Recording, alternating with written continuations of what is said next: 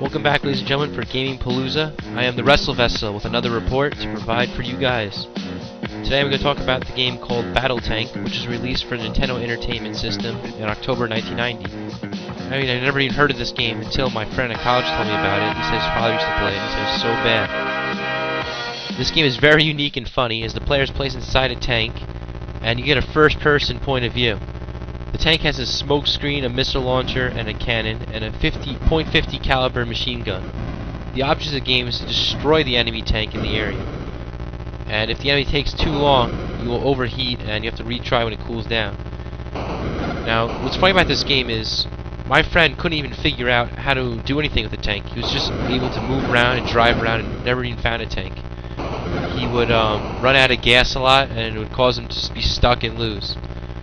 And it took us a couple years, and finally, at the end of last year, I finally figured something out. If you press select, you actually get a map, so you're able to find the tanks.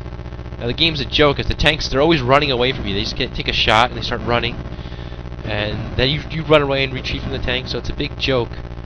The best part of the game is the intro, and the music goes dun dun dun dun dun dun dun dun dun dun dun do do do do do do. So it's a very funny game here, so you can't even find the tanks or do anything. And as I said before, you always get lost. You don't know where you're going unless you get that map. And I don't even know anybody that's ever gotten past the third level of this game. And the game is just so horrendous, other than the opening theme song. You can't even do anything. You get stuck, you overheat, and the enemies are just pretty tough. You can't beat them. And I actually went to GameFAQs.com, and there's only one person that submitted a review on this. And some of the things they said are just hilarious. And this is what they said. The scenery does not look very good.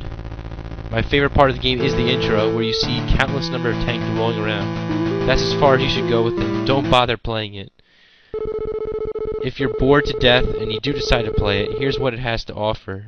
And he says something like the new weapons are bad, you get a smoke screen, the missile, and some of the things he said are just way too funny. The enemy Al is so bad in this game. I went up to an enemy, sat there, waiting for him to kill me. I ended up having enough time to go to the bathroom, mow the lawn, vacuum the house by the time he killed me. They're also easy to predict, and once you get behind them, you could just blast the hell out of them with your big bad cannon or one of your machine guns. The game is way too easy, which is one of the reasons I don't like it. Now, this review, it's very funny that he had this trouble, but I think it's a lie, because when I faced the computer, they were able to kill you in like 1 or 2 shots, so this guy doesn't know what he's talking about. But just the way he posted it and said it, it's so funny. He also says the graphics, they really dropped the ball in this one. There are no clouds, very little background detail, even less terrain detail, bad explosions. The tanks at least look halfway decent, so I was gracious enough to give them a 2. I really think they could have done a better job with the detail here. And he says the audio stinks other than the beginning. And he says he recommends you smash this game and play with a baseball bat. Go have batting practice with the game. Run it over with your car. Throw it off a bridge. Give it to someone you don't like as a gift. It's way too funny. So I'd recommend Battle Tank to send it to your worst enemy. One of the worst games ever for NES. This is Wrestlevessel Report. Welcome back here to a report from Gaming Palooza. I am the Wrestlevessel once again giving you a report today on another Nintendo Entertainment System game known as Balloon Fight, which was made in 1984. Now, in Balloon Fight, you get one character, and they give you 2 balloons. And you get to control the balloon flyer, who flies around with his 2 balloons on his back. And the object of the game is to defeat all the enemies, and you have to try to pop their balloons. And also, they also have a backup balloon. See, the enemy fighters, they start out with pink balloons, but you can knock them down, and then they could regenerate into a green type balloon. And then you have to try to knock down the green type balloon, knock them into the water so the big fish can eat them. And you also got to be careful that you don't get knocked off, because they can knock you into the water and a big fish might eat you, even if you have some balloons left. So the player's got to try to harm the opponent and knock him off into the water, or else he's going to come back re-energized with a new balloon. And you got to go through many levels. You just got to keep popping the balloon. It's very simple. And you get bonus awards if you get a certain amount of points. The levels get progressively harder as you get faster and more computers are flying around. And after you compete enough levels, the game starts reusing older levels with more enemies. And there's just a lot of enemies after a while, so it gets very tough. And this game was made for Nintendo Entertainment System. It said 1984, and it was just a very good game overall. It was a lot of fun. You can take the balloon fights. You can also do two-player mode, where you and a partner work together to knock over the characters. And, you know, it's got some good music.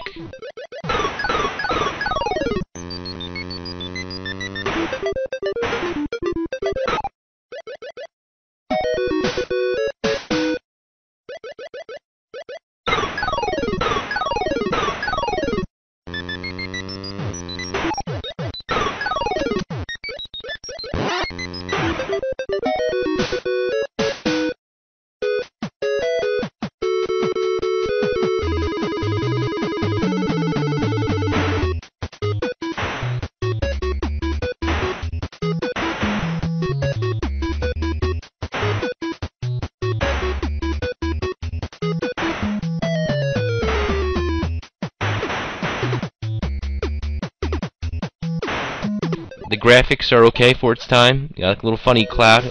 Also watch out for the cloud and the lightning bolt that could hit you. And, you know, the graphics are pretty good. The gameplay is, you know, just average. It's like this little simple game. Not one I'd spend a lot of money on, just a few bucks. And overall, it's kind of a unique, funny game where you knock people off. So, play Balloon Fight for NES. This is the Wrestlevessel reporting. Welcome back for another review from Gaming Palooza. This is the Wrestlevessel reporting. And today we're talking about one of the best Nintendo Entertainment System games ever, which was called Contra, released in 1987 by the Konami Corporation. Now, the player controls are very good in this game, and you get to use some cool machines, and there's some mutants, and there's aliens, and you gotta fight all these guys throughout the game. This is a very good shooting game. And this was voted as the #1 game as toughest games to beat back in 1988. And for this time period, this game is just amazing. The player's character is equipped with a rifle, and you get unlimited amount of ammunition. You could jump, you can move freely, and just go around in directions. And there's also a multiplayer team with a partner, as you really need a partner to beat this game. As you get the same screen, you get to shoot around at things. And the level structure is just great. You can scroll through it. You get a third-person point of view, and you know, the video game console version has 3 additional levels than the arcade one.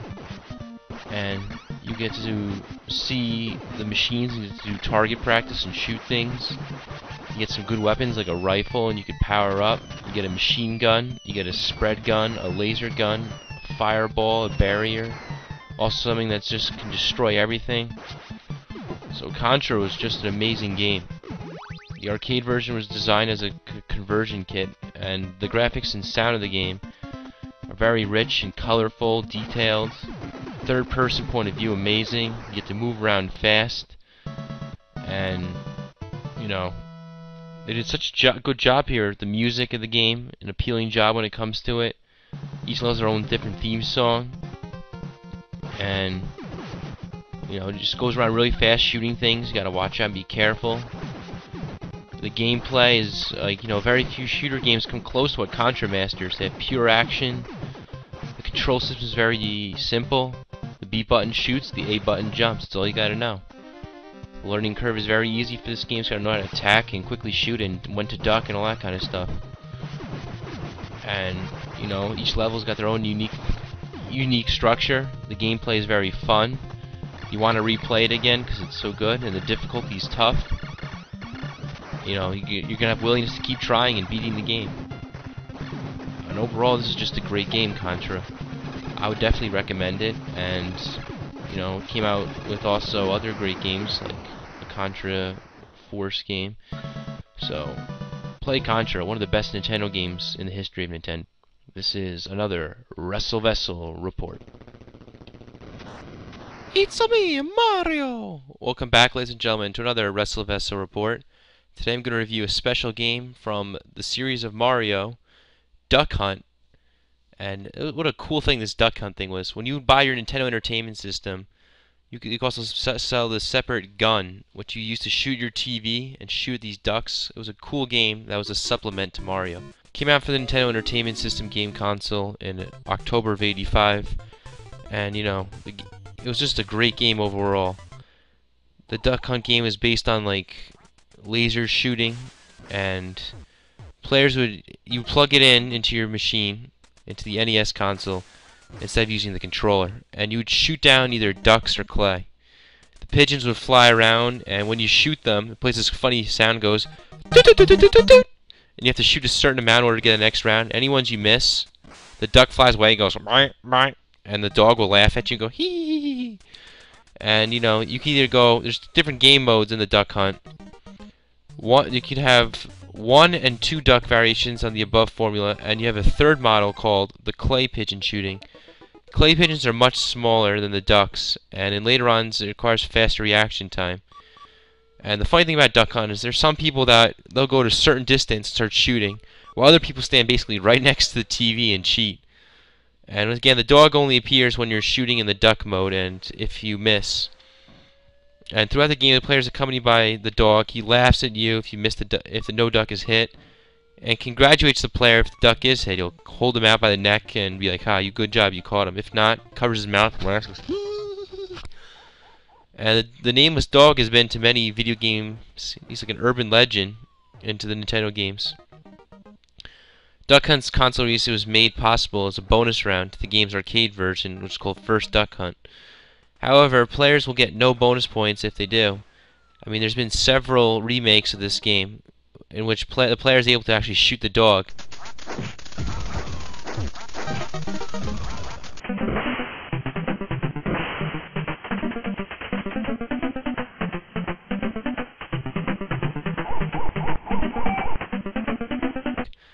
The dog is just hilarious. I just love it when he makes fun of you, or if he is like smiling that you catch the pigeons.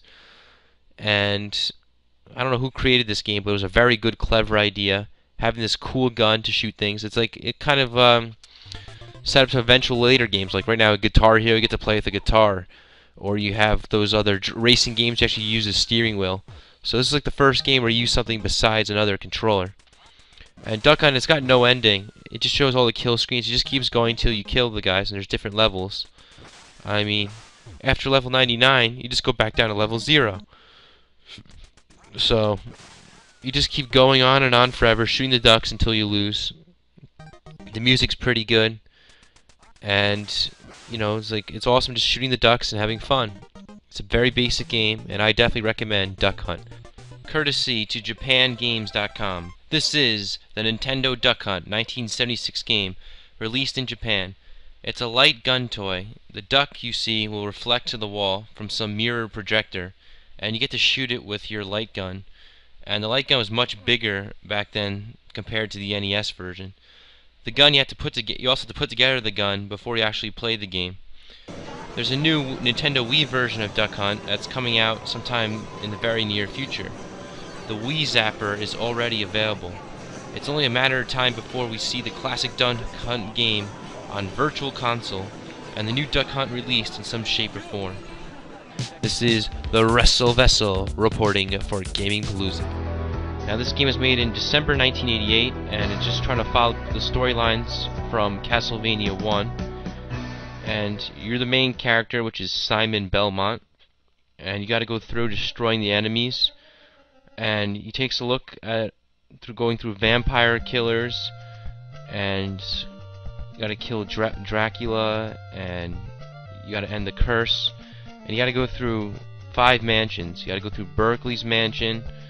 You got to go through the Bodley mansion, the Brahms mansion, the Rovere mansion, and the Laruba mansion. And you can use different codes here to get through the gameplay. You get a whip. God. Ow! And this is the hot dog that David Weathers whipped out of his ass. The little circumcision on the end is where he got it. And you can try to knock people down with the whip. You can also get other weapons here where you throw these little fiery things at people.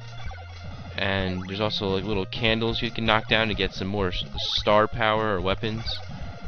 And Simon gains experience when he collects the hearts and can level up.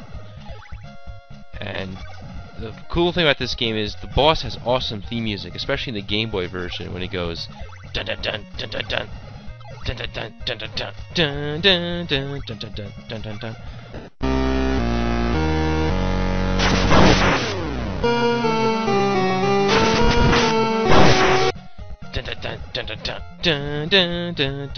dun dun dun. You also get some cool weapons like an axe you can throw at people and stopwatches, and there's also day and night time you can tell in the game, which is very interesting. Overall here, I think Castlevania 2 Simon's Quest is a good game. You get to kill people, which is a lot of fun. The graphics of this game are pretty good. The sound is well done. It makes you feel like you have a great atmosphere, good music, good sound effects. The controllers, you know, they're a little bit tough, but it's still manageable. And the plot and storyline is very good. You gotta collect things and go face the Dracula guy. And it's a fun little adventure game overall. Great atmosphere, good story mode. It promotes replay at an early era. And, you know, there's multiple endings.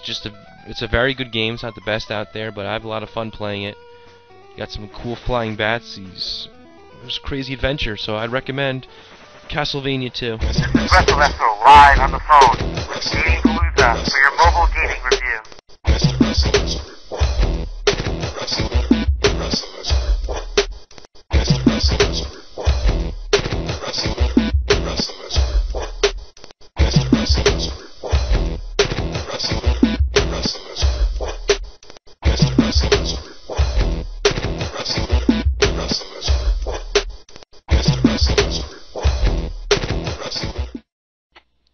Welcome back, ladies and gentlemen, to another review for Gaming Palooza. I am the Wrestlevessel reporting, and before I get in, I have a very sad statement to make, so I'm going to read it out loud.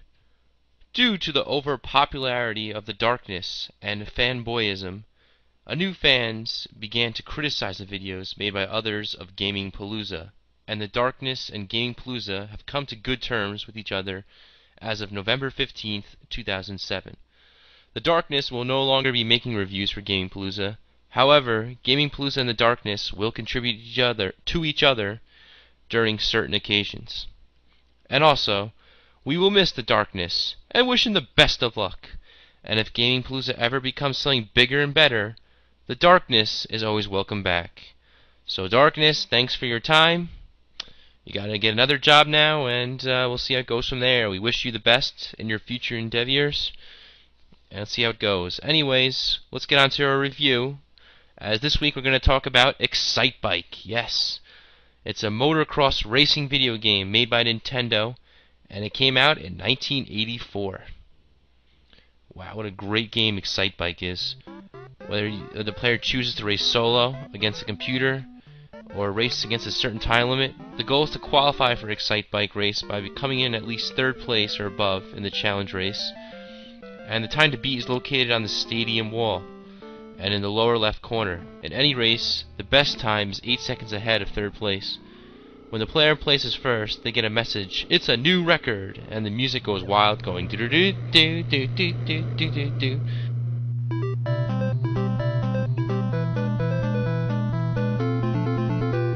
There's so much more that Excitebike has to offer you, and just listen to the music here. It goes bam bam bam bam. Bam, bam, bam, bam, bam, bam. Really cool.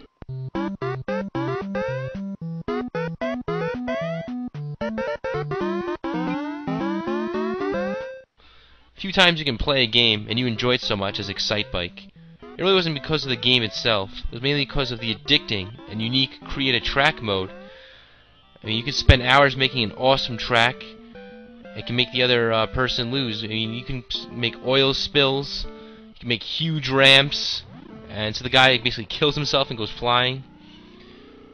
You know, the racing game genre has never been the same. This is the best game ever for as far as riding a motorcycle.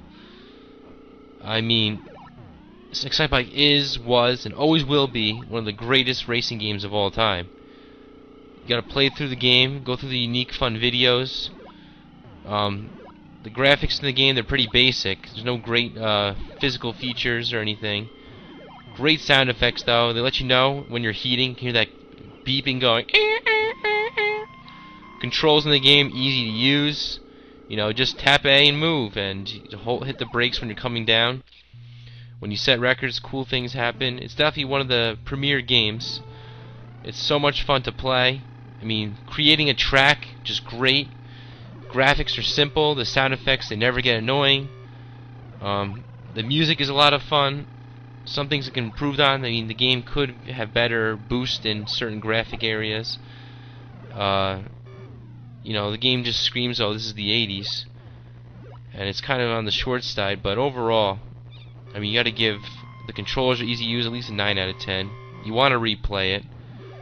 As far as challenge worthy, it's average. Definitely purchase it. Graphics, you know, could be better, no storyline or anything. But overall, it's a great racing game, and nothing's ever competed with it since. Play Excitebike. You love the music, you have a lot of fun. I recommend it. Thank you. This is the Wrestlevessel reporting, and check out more videos from me and the Aftershock. Take care.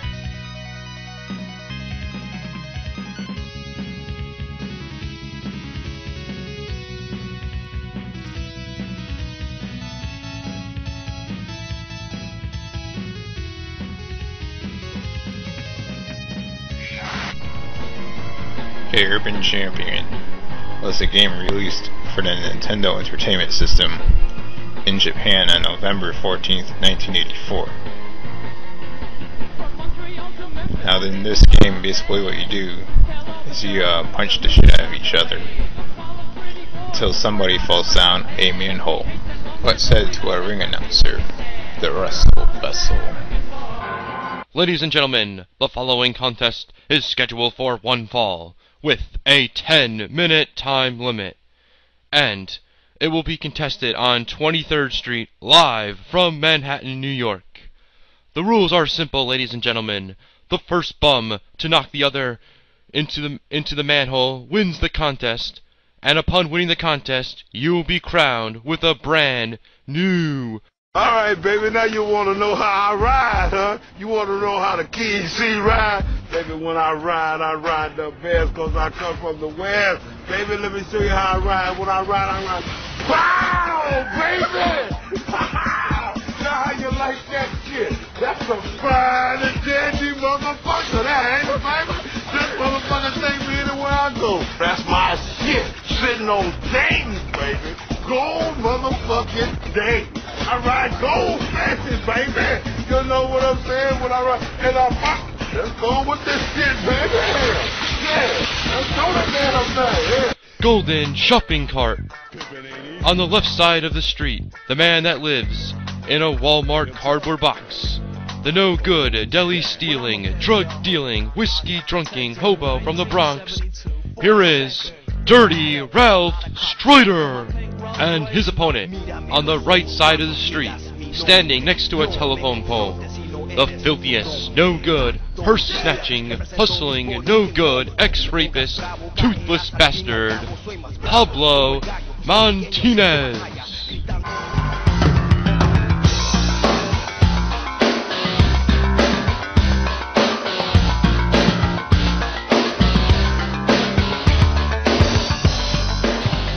Wrestlevessel is a game made in 1991 by the company Technos, which was made in Japan. It was a great game, and it has a roster of 12 wrestlers. As the faces, you could pick from the Ultimate Warrior, the Immortal Hulk Hogan, Jake the Snake Roberts, and the Big Boss Man. The other two faces in the game are the Legion of Doom, Hawk and Animal. Unfortunately, you cannot pick them because they are the bosses. However, if you have the game on your computer, there are some cheat codes you can do in order to pick LOD. As heels, you can select from Sergeant Slaughter, Earthquake, the $1 Million Man Ted DiBiase, Mr. Perfect, and Demolition Crush and Smash. This game is the game that was followed by Superstars, which was made in 1989. Now, first of all, you have more characters. As in the 1989 Superstars version, there were only 8 guys, and you could only pick 6 of them. This game has 12 guys, and you pick 10 of them. The graphics are really good, and there's 2 gameplay modes. The first one is called the Royal Rumble. Now, this is a very good, fun play mode that not happened before in Superstars.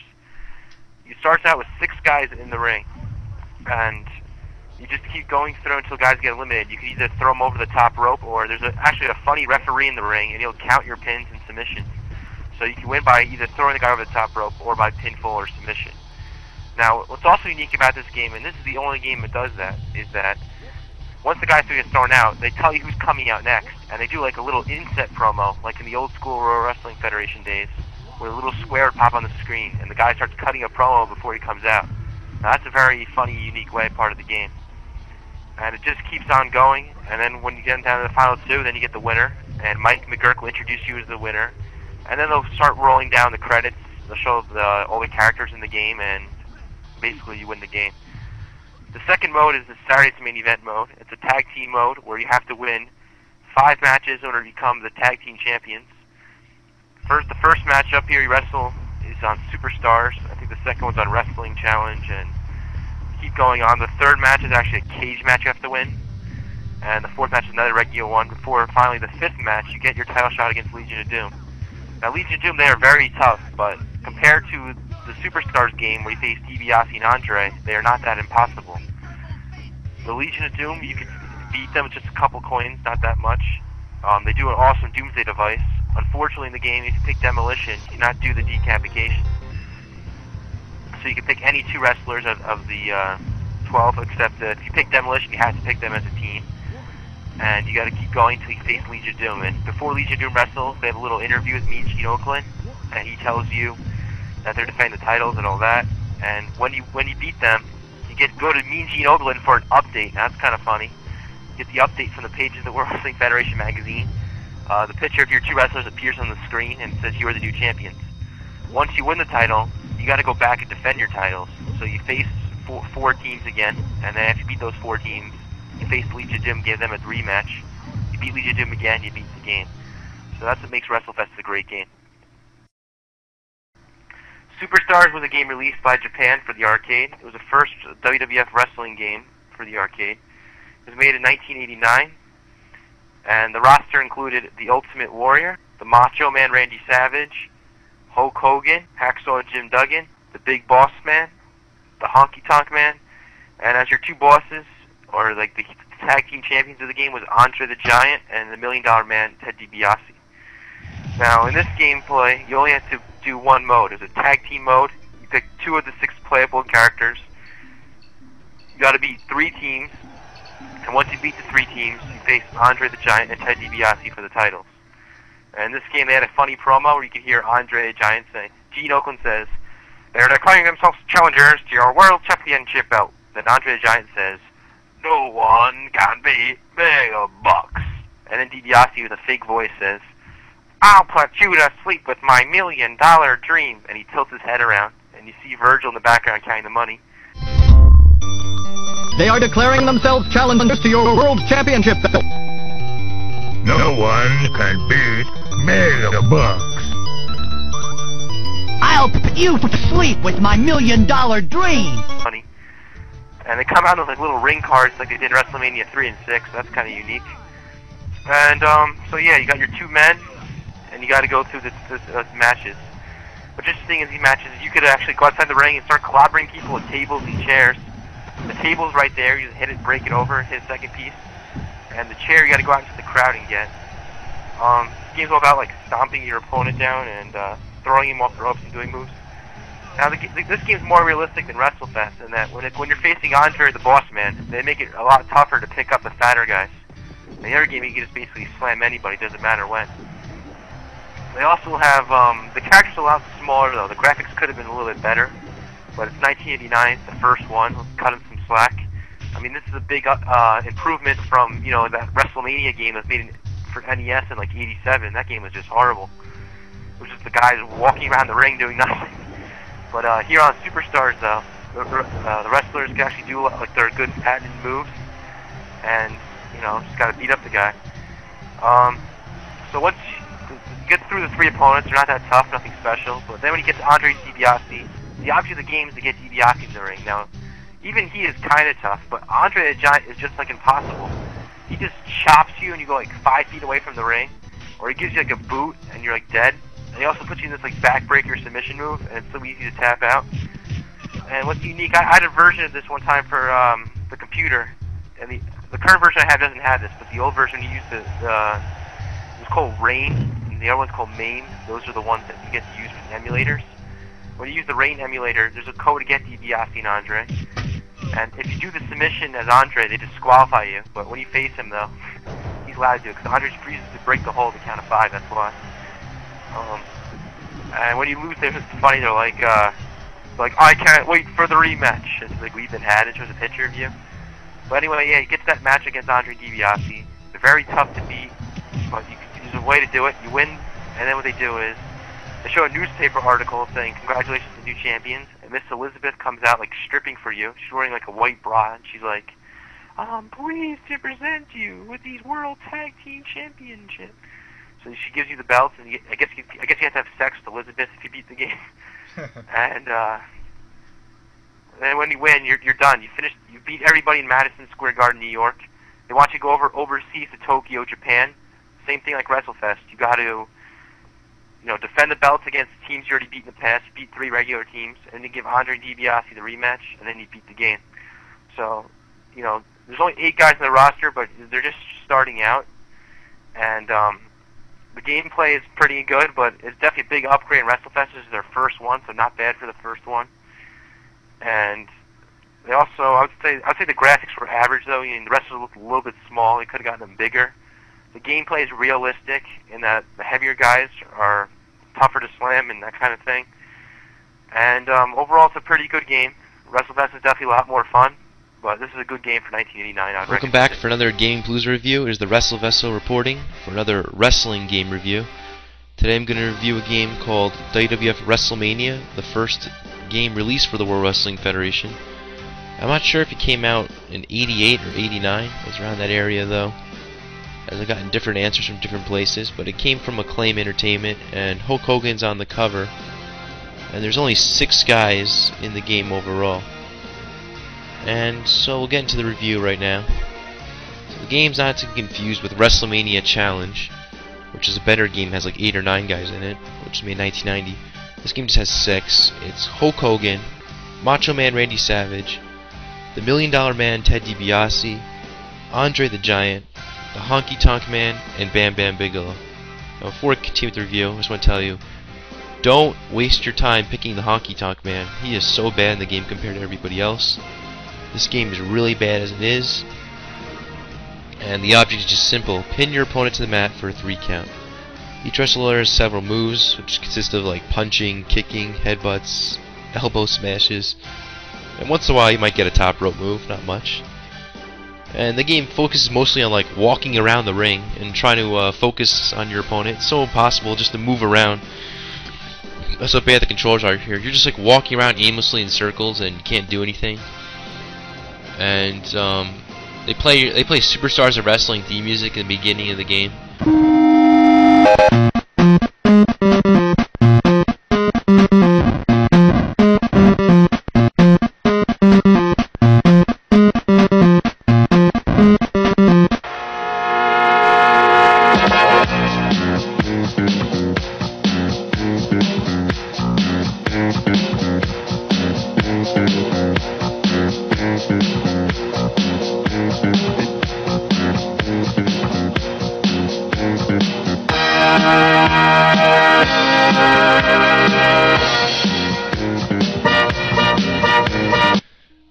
Like during matches too, and they try to make wrestlers have their music when they have offense, and each wrestler, their height matches their real life persona, and Andre Giant dwarfs over everybody, Bam Bam Bigelow being like, a little bit shorter and fat, and the animations are okay, and the sound was okay I guess, but this game really sucks. I mean, they were just experimenting. This was horrible. The anger factors can turn a match around, and just one-on-one competition. So bad. Can barely move around. Can't do much. So crappy. I mean, if you play the game Pro Wrestling for Nintendo, it's so much better. This game, WrestleMania, was just horrible. It's so hard just to figure out how to pin someone. The controllers are difficult. It makes the game extremely hard to be good at. You know, the controllers are horrible. You're not exactly lined up. You can't even hit them or do anything. The wrestlers just move around aimlessly, as I stated before. There's only about, like, 3 things you can do, which is, like, run, punch, and kick. It's just basic wrestling. You know, there's no story, just very boring one-on-one matches. Basic sound, the graphics suck. If you play this game a couple times, I mean, you're just crazy. This game is just frustrating. It's crappy. It's not even interesting. I wouldn't buy or rent it. I give this game, you know, like a 2 or 3 out of 10. It's so bad. You know, this is not fun. It might bring back some memories saying, oh my god, I remember how bad this was. If you're like, oh, I bought this game for $20 back in the day, you must be insane. You know, I guess the graphics aren't so bad. They're just testing something out. They would get better. They didn't do too good at Nintendo overall. I think there was only one good game, which was the WrestleMania Challenge game, which had Ultimate Warrior on the front. You know, if you want to play this game for historic value, you might as well. But anything else, this has got to be one of the worst games ever. I rate this game an F for failure from the Dean Douglas. Don't play WrestleMania. It sucks. This is the Wrestlevessel reporting. Main Gene Oakland here with the Macho Man Randy Savage. And Macho Man, what part of this game do you like the most? Oh yeah, what part of this game does the Macho Man like the most? Yeah, let me tell you, man, Mean Gene, I'll tell you what part the Macho Man likes most. Andre the Giant and your hunchback. Oh yeah, you think you could step into the ring with the Macho Man with the back like that? Oh yeah, you just stepped over the line, and the Macho Man, oh yeah, is gonna walk away the world champion. Can you dig it? Oh yeah, snap into a Slim Jim. Mean Gene Oakland here, back here with the Ultimate Warrior, and I know you're not in this game, but I saw you playing here, the WrestleMania game for NES, and I want to know, what part of this game did you like the most? Can you feel the power of the Ultimate Warrior? Wrestlevessel, Mean Gene Oakland, Aftershock, the power of all the warriors combined.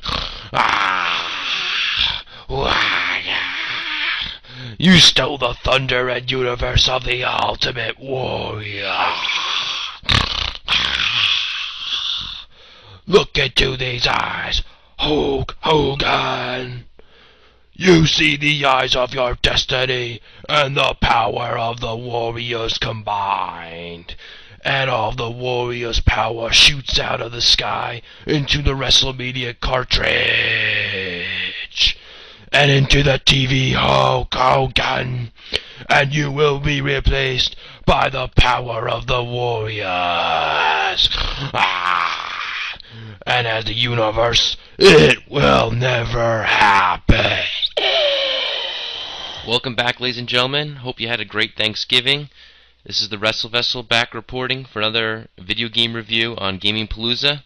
Today we're going to review a game that some people requested, they want to know about, and it's a very good game for the Nintendo Entertainment System. It is called Tecmo Super Bowl.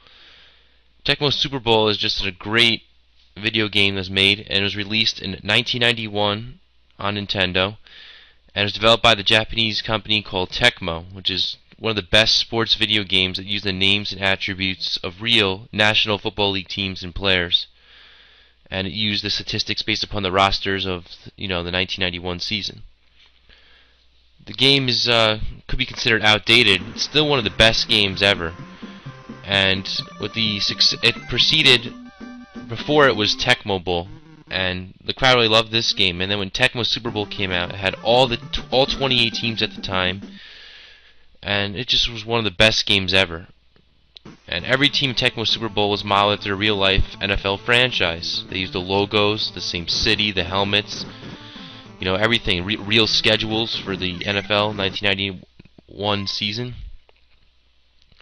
And each team, they had real players. Only a few players in the game did not have their real names. Almost all the real names were used. And you could substitute your players if they get injured. And it's kind of funny to go injured. Play a little funny music, goes dun dun dun dun dun dun dun as they cart the guy off on the field. And in addition to using real names and players, they had the full-length schedule 1991 season. You could even play in the Super Bowl, the Pro Bowl, the playoffs. It was all there. And when a team wins the division, they have little celebrations. Like you'll say the team's name on the bottom of the screen, and you'll play this funny music going dun dun dun dun dun dun dun dun dun dun dun.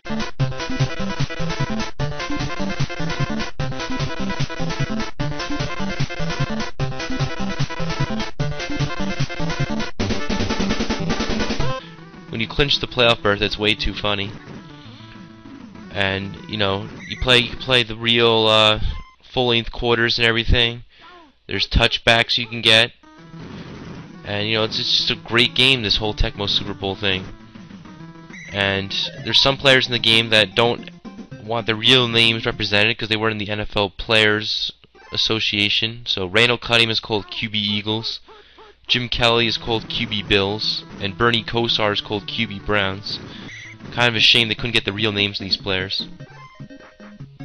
There's still some players that are currently in the NFL that are still in this game. You got John Carney, who is the current kicker of the Jacksonville Jaguars.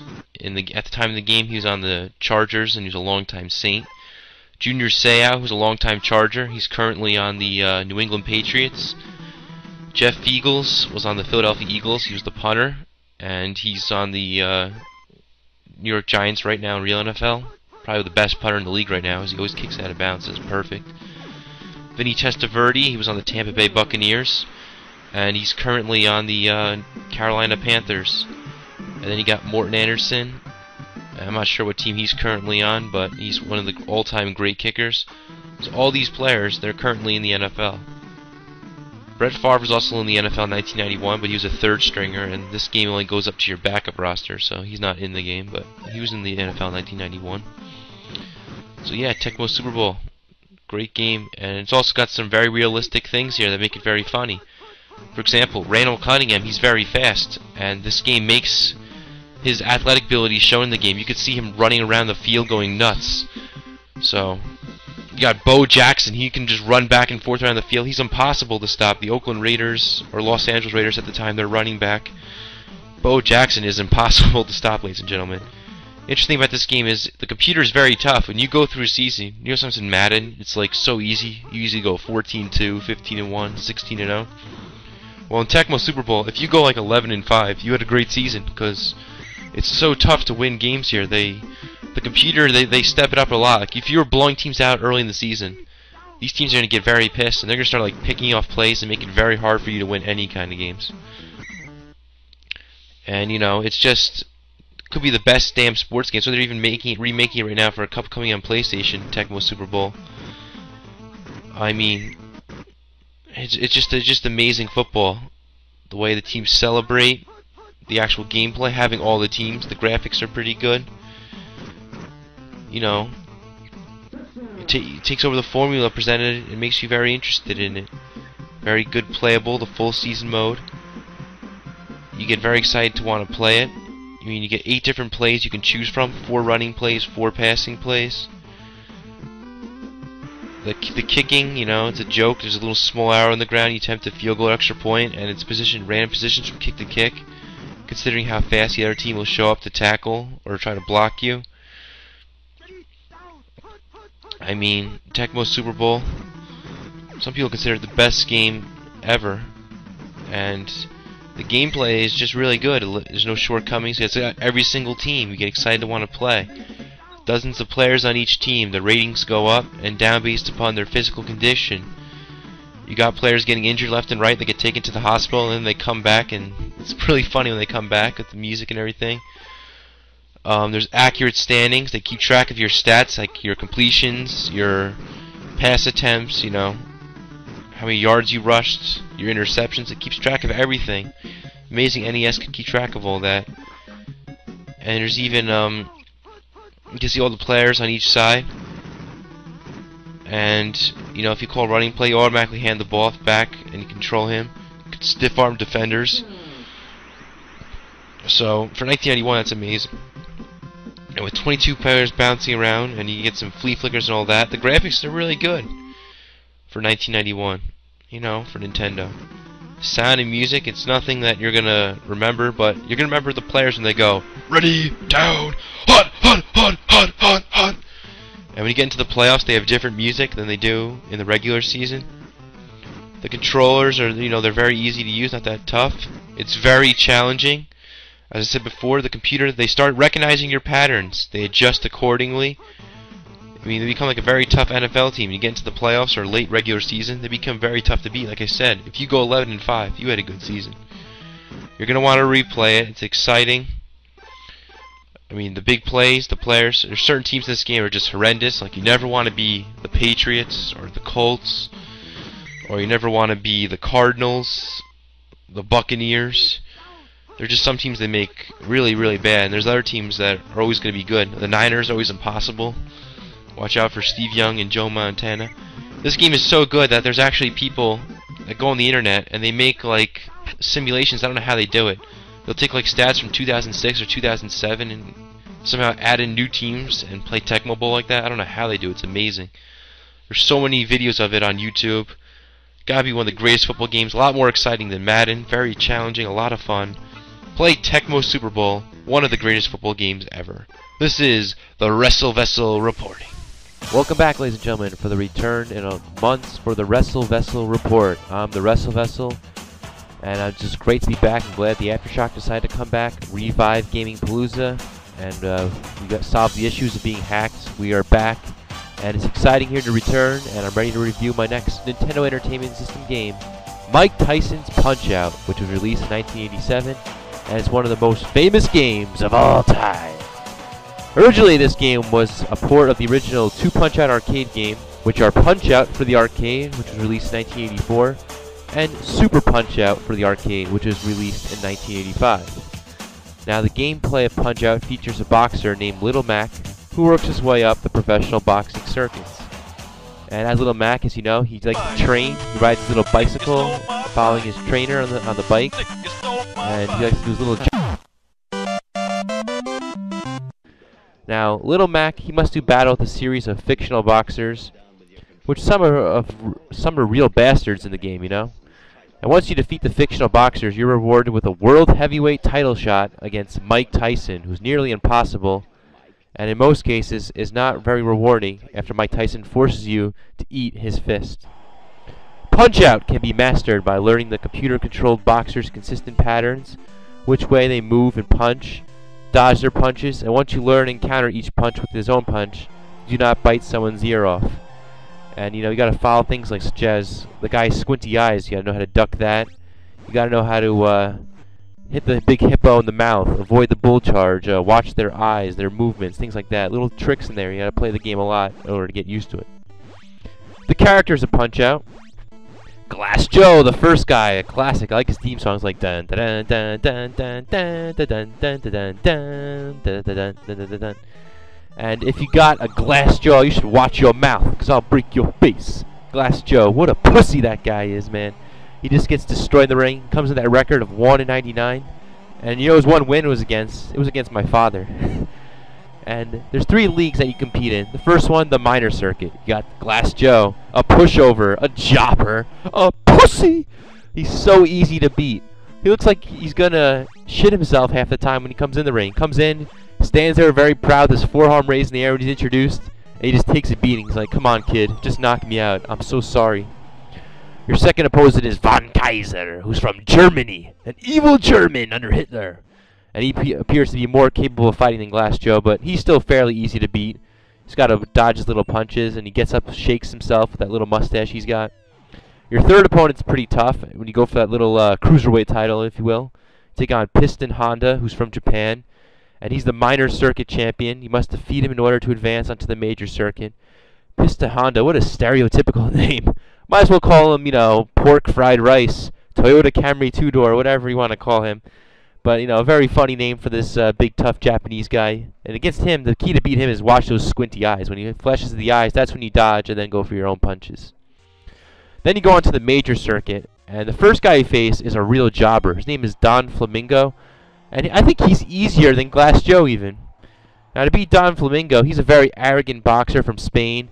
He thinks he's going to make you his bitch. Comes out with a little flower in his mouth and dancing. He's his hands down, the easiest fighter to provoke. But he lets you counter with up to potentially 10 punches in a row, you know. The only way to beat this guy, you just go left, right, left, right. It's so easy. You just dodge a punch and then go left and right. So Don Flamingo, a very easy boxer in this game. The next opponent is King Hippo. And to be honest with you, the King Hippo looks like a shaved-down gorilla that's not gotten laid in years. He's so angry and frustrated that fighting him is not quite an easy task. So he's got this little band-aid on his chest, and you punch him there. You got to watch his big mouth. So you punch him in the gut, you punch him in the mouth, and he pulls his shorts up and down, and that's how you defeat him. You only have to knock him down once because he's so fat and out of shape he can't get up from the 10 count. Your next opponent is the Great Tiger. Now, the Great Tiger is a stereotypical guy from India. He uses magic to win his matches most of the time, which should be an automatic disqualification. Come on, ref, you got to get in there and stop this insanity. He does little spinning in circles, and then when he goes, and you punch him in the eye and knock him out. It's very tough, though, if you have bad controllers in order to dodge those little magic tricks he does. But he's beatable, but pretty tough, though. I have a hard time with him. Your next opponent is Bald Bull. He's a big Turkish boxer, and his jab and uppercut are quick as lightning. And he has this big bull charge, which sends you to the mat in one shot. You have to be very focused and time that bull charge right. You punch him, he goes down. He hits you, you go down, so it's like a one-shot deal for both of you. He's capable of making you humble for sure. And he does look like the Iron Cheek a little bit. So once you beat him, you become the major circuit champion, and then you advance on to the world circuit. The world circuit, of course, is very tough. You start off with Piston Honda in a rematch, who's more experienced and has gotten tougher since that big defeat. Then you take on Soda Pop Pazinski. Ha ha ha ha! He likes to laugh like that. He's sneaky, he preys on you, and he throws a punch or uppercut at you when you least expect it. They call him Soda Pop Pazinski because he likes to drink his soda pop during the matches. You know, take that little drink and laugh at you. You take on a rematch with Bald Bull, who's a Turkish boxer again. And he's also more experienced and comes tougher. And he was pretty tough the first time with his big bull charge. Don Flamingo comes back for a rematch. He wants to punish you from the previous match you had against him. But, you know, that guy's pretty much a jobber. Him and Glass Joe could become the Barry Horowitz and Brooklyn Brawler of Mike Tyson's Punch-Out. Then you take on Mr. Sandman from Philadelphia. And he's an African-American. And he's a #1 contender for the world circuit. Notice he's from Philadelphia and not New York City, Los Angeles, or anywhere else. Probably a small little inspiration from the movie Rocky. Mr. Sandman. Watch out for him. He's a tough opponent. Then you got the Super Macho Man. Oh yeah! Just like Randy Savage. This guy's more like the narcissist Lex Luger than the Macho Man in those. He flexes his boobs and attacks you with a lot of force. One of his most famous lines is, "I don't smoke, but tonight I'm gonna smoke you. Oh yeah!" It's the Super Macho Man, Randy Savage. He's a very tough opponent. And if you can get by him, then you get the very tough dream match against Mike Tyson. And the only thing I can say about this match is that you have to be very experienced, and even if you are still going to have a losing record against this guy overall. He's so tough to beat. You better have full coverage of health insurance, medical plan, because you're going to be lucky to be eating fish for lunch, whether you want to or not. If you win the match, you're extremely lucky. Like I said, you're going to have a big losing record, even if you could beat him a couple times here and there. Like basically one of his punches will take away almost half your health or knock you out. You got to know how to dodge things. You got to be very fast. You got to be very good at this game. Very experienced to beat Mike Tyson. He's really very difficult in this game.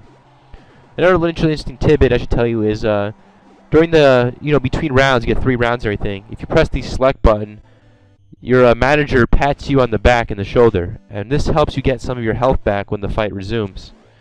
You also sometimes just wait until get up like in those 6, 7, or 8 count, so you can get more health when you get up if you're knocked down.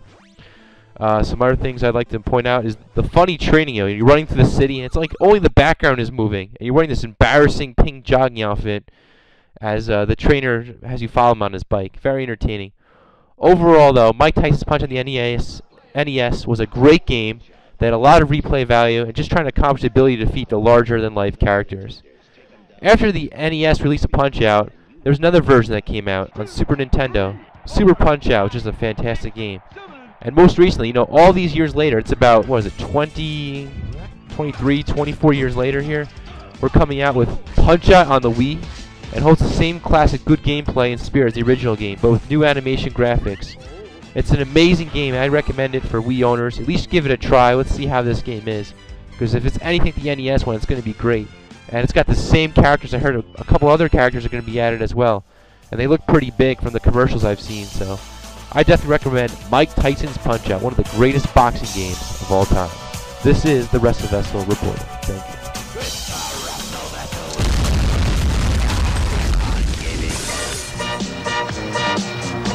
Welcome, ladies and gentlemen, to the Wrestlevessel report for Gaming Palooza. I am the Wrestlevessel, making my return after several years. The Aftershock wanted the Wrestlevessel back. We wanted to reform the partnership. And here I am today to give you my next gaming review, WWF WrestleMania on Commodore 64. Before I get into this review, though, I just wanted to talk a little bit quick things about some recent Gaming Palooza reviews. I think the Aftershock has done a fine job in my absence, but we know collaboratively, as a team, collectively, we work very well. And I thought it was very funny, that recent review we did on the Saturday Night Wrestling game. I remember playing that at an arcade called Sports World back in the 90s and early 2000s. And that game's a lot of fun. I thought it was really fun. He kept picking that really tall guy, and he jobbed to, you know, the Blue Blazer / Rey Mysterio type guy. He had a big lead, and that guy came back. And the second time, he just got squashed. I thought it was very entertaining just watching that. I guess it's a really hard game, though, because I have not played that game in years. I thought the Mortal Kombat review was very cool, also. Anyways, today we're going to review WWF WrestleMania on the Commodore 64. It was released in 1991 and developed by Ocean Software. I believe it was a European-only release in the United Kingdom because I never seen the game in the States. And I actually did test this game myself a couple years ago. I looked at some reviews of it on YouTube in the past. On the cover, it features wrestlers such as Sergeant Slaughter, the Immortal Hulk Hogan, and the British Bulldog Davey Boy Smith.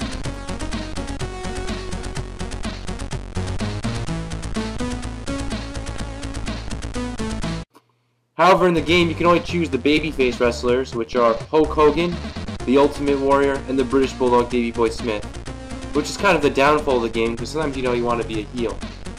I also remember, by the way, they made a game in '92 that was a UK exclusive also, and it had Warrior, Savage, I think Bulldog and Brett in it, and you have to face like a bunch of tag teams like the Natural Disasters, Money Incorporated, the Nasty Boys. I think maybe Aftershock can do some research, he'll know more about that game, but I'll review that in the future, but I saw that game too.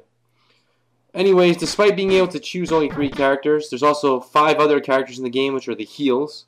That includes Mr. Perfect Kurt Hennig, the Warlord, the $1 Million Man Ted DiBiase, the Mountie, I am the Mountie, and Sergeant Slaughter, front and center.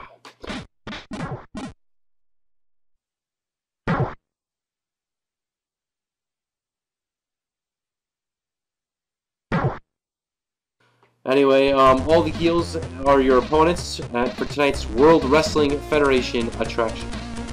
There's a training mode where you can practice, and if you play 2 players, one can play Mr. Perfect by default. The gameplay in the game is quite simple. Just like any wrestling game during that era, you had your punch, kick, clothesline, drop kick, and if you wiggle the joystick correctly, you could even possibly pull off a signature grapple maneuver. The game does feature one weapon, which is a steel chair located outside of the ring, and for 1991 it was pretty cool for the time. It's not as good as Wrestlefest or any other games like that, but it's still pretty cool for the time. Match had a 5-minute time limit, and there's countouts that occur in the ring as well. I'm not sure if it was a 10 or a 20 count, but Aftershock will let us know about that. The graphics don't look too bad. You have the WWF logo all over the ring apron, and the aprons have realistic ripples instead of being flat and plain looking. The wrestlers are noticeable. You can tell who's who. Mr. Perfect wears his blue wrestling suit with the black knee pads. The Bulldog's got his white pants, the wrestling trunks. And despite this, the apron being WWF, the ring itself looks like an old-school WCW Clash of the Champions ring with red, white, and blue turnbuckles and ropes. The ring padding is also darker color, sort of like WCW, instead of the typical white padding that the WWF was using at the time. The joysticks, you got a waddle at the bottom of the screen, look kind of weird. Hey, what the hell is that? Get that off my screen! Overall, this was a decent WWF game for the Commodore 64. It definitely could have been better. They were making really good games at the time in the arcade, like Wrestlevessel and Superstars. It's definitely about equal though to the other games they're making for like Sega and Nintendo, such as like the WrestleMania games, Super WrestleMania, and Steel Cage Challenge. It's got its ups and downs. I really would rather prefer a bigger roster and you're able to pick the heels, but unfortunately that's not the case. The joystick, however, hey, get that off my screen! That's it, I'm done! I'm out of here! Check out more Wrestlevessel reviews in the future. It's me, Mario! Welcome back, ladies and gentlemen, to another Wrestlevessel report. Today I'm going to review a special game from the series of Mario, Duck Hunt. And what a cool thing this Duck Hunt thing was. When you buy your Nintendo Entertainment System, you could also sell this separate gun, which you used to shoot your TV and shoot these ducks. It was a cool game that was a supplement to Mario. Came out for the Nintendo Entertainment System game console in October of '85. And, you know, it was just a great game overall. Will you be the one to witness the birth of the incredible Nintendo Entertainment System? The one to play with Rob, the extraordinary video robot, batteries not included. He helps you tackle even the toughest challenge. Will you be the first to raise the incredibly accurate Zapper and play games like Duck Hunt or action-packed Hogan's Alley and high-flying Kung Fu, each sold separately? Will you be the one to experience the Nintendo Entertainment System? Comes with Rob, Zapper, Control Deck, 2 controllers, Gyromite, and Duck Hunt. The Duck Hunt game is based on like laser shooting, and you plug it into your machine, into the NES console, instead of using the controller, and you would shoot down either ducks or clay.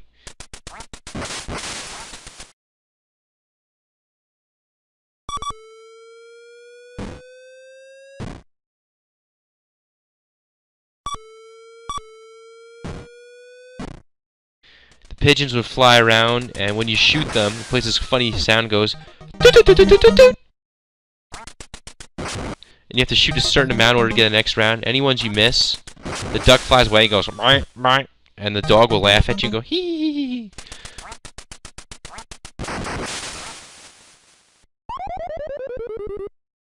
And you know, you can either go, there's different game modes in the Duck Hunt. You could have 1 and 2 duck variations on the above formula, and you have a third model called the clay pigeon shooting. Clay pigeons are much smaller than the ducks, and in later runs it requires faster reaction time. And the funny thing about Duck Hunt is there's some people that they'll go to a certain distance and start shooting, while other people stand basically right next to the TV and cheat. And again, the dog only appears when you're shooting in the duck mode, and if you miss. And throughout the game, the player is accompanied by the dog. He laughs at you if you miss if the no duck is hit, and congratulates the player if the duck is hit. He'll hold him out by the neck and be like, "Ah, you good job, you caught him." If not, covers his mouth and laughs. And the nameless dog has been to many video games. He's like an urban legend into the Nintendo games.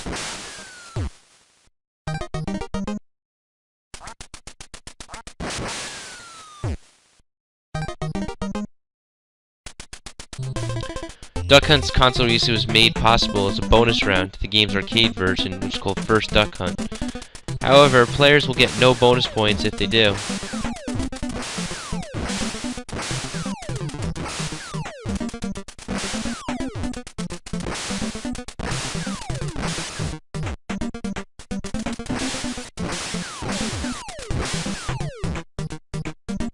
I mean, there's been several remakes of this game, in which the player is able to actually shoot the dog.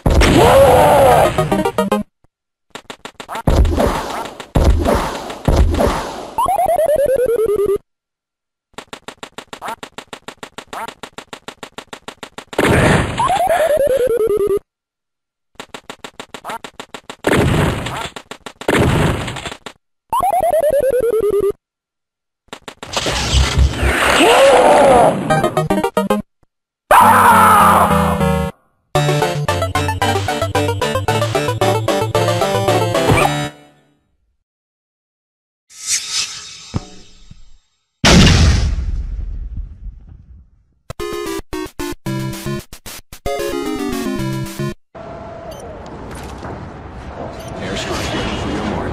Repeat, airstrike ready.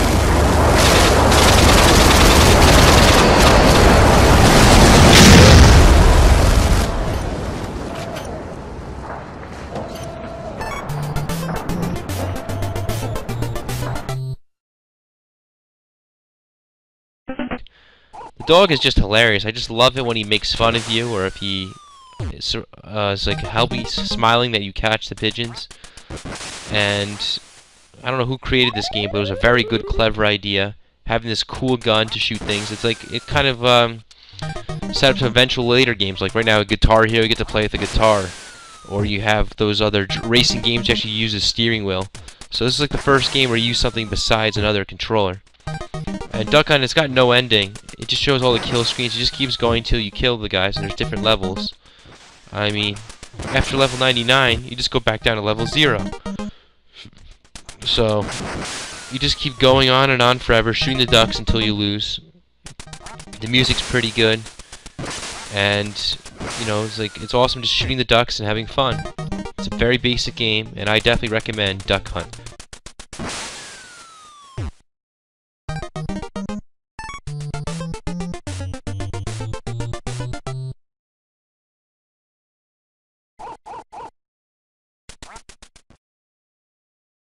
Courtesy to JapanGames.com. This is the Nintendo Duck Hunt 1976 game, released in Japan.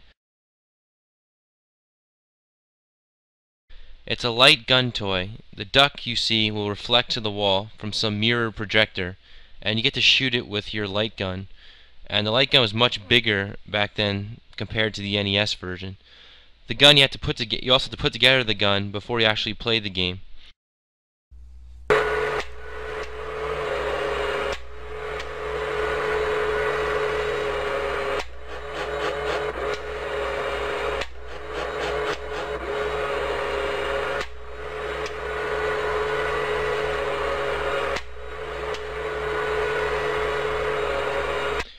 There's a new Nintendo Wii version of Duck Hunt that's coming out sometime in the very near future. The Wii Zapper is already available. It's only a matter of time before we see the classic Duck Hunt game on Virtual Console and the new Duck Hunt released in some shape or form. This is the Wrestlevessel reporting for Gaming Palooza. Welcome back here to a report from Gaming Palooza. I am the Wrestlevessel once again giving you a report today on another Nintendo Entertainment System game known as Balloon Fight, which was made in 1984. Now, in Balloon Fight, you get one character, and they give you 2 balloons.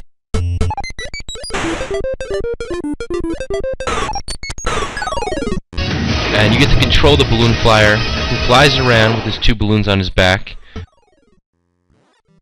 And the object of the game is to defeat all the enemies, and you have to try to pop their balloons. And also, they also have a backup balloon. See, the enemy fighters, they start out with pink balloons, but you can knock them down, and then they can regenerate into a green type balloon.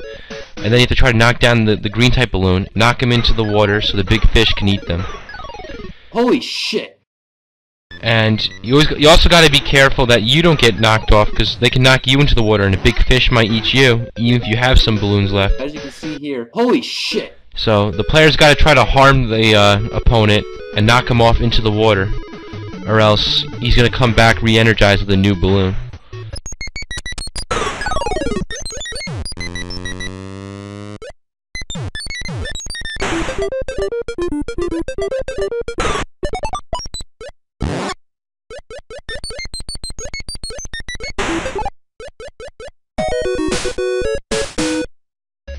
And you gotta go through many levels. You just gotta keep popping the balloon. It's very simple, and you get bonus awards if you get a certain amount of points.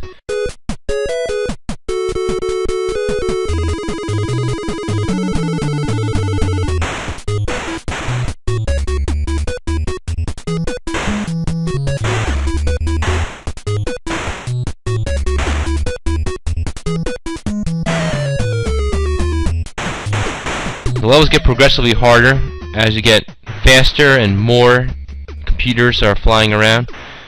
And after you compete enough levels, the game starts reusing older levels with more enemies. And there's just a lot of enemies after a while, so it gets very tough. This game was made for Nintendo Entertainment System, it said 1984. And it was just a very good game overall. It was a lot of fun. You can take the balloon fights. You can also do two-player mode, where you and a partner work together to knock over the characters. And, you know, it's got some good music.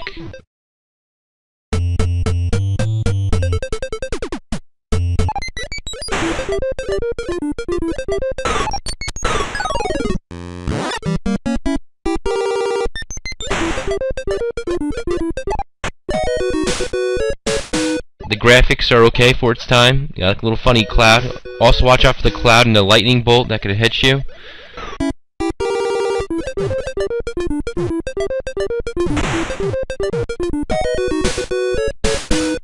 The gameplay is, you know, just average. It's like this little simple game, not one I'd spend a lot of money on, just a few bucks. And overall, it's kind of a unique, funny game where you knock people off. So, play Balloon Fight for NES. This is the Wrestlevessel reporting. Holy shit! Review. As this week we're going to talk about Excite Bike. Yes, it's a motocross racing video game made by Nintendo, and it came out in 1984. Wow, what a great game Excite Bike is.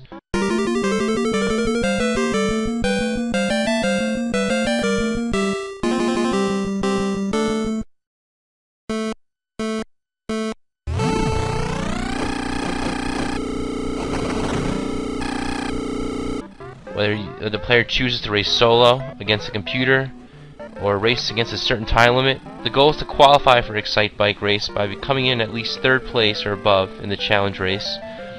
And the time to beat is located on the stadium wall.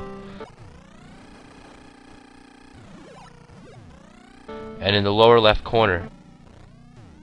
In any race, the best time is 8 seconds ahead of 3rd place. When the player places first, they get a message, "It's a new record," and the music goes wild, going do do do do do do do do do.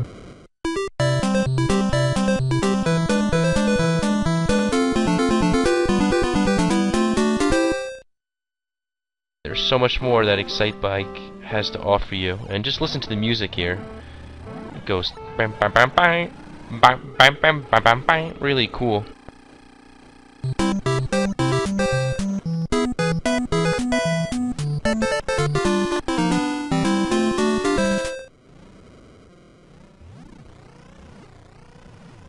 Few times you can play a game and you enjoy it so much as Excite Bike.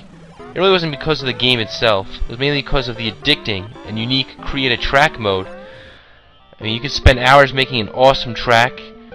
It can make the other person lose. I mean, you can make oil spills. You can make huge ramps. And so the guy basically kills himself and goes flying.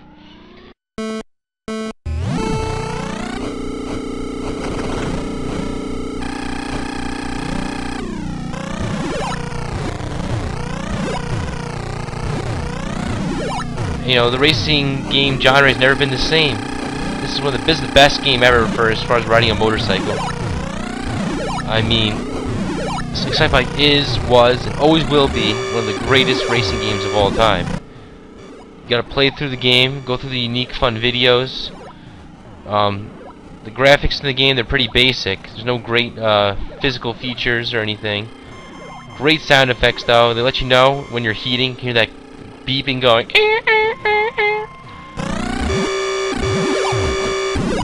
Controls in the game easy to use. You know, just tap A and move, and hit the brakes when you're coming down. When you set records, cool things happen. It's definitely one of the premier games. It's so much fun to play. I mean, creating a track, just great. Graphics are simple. The sound effects, they never get annoying. The music is a lot of fun. Some things that can be improved on. I mean, the game could have better boost in certain graphic areas. You know, the game just screams, oh, this is the 80s. And it's kind of on the short side, but overall, I mean, you gotta give the controllers are easy to use, at least a 9 out of 10.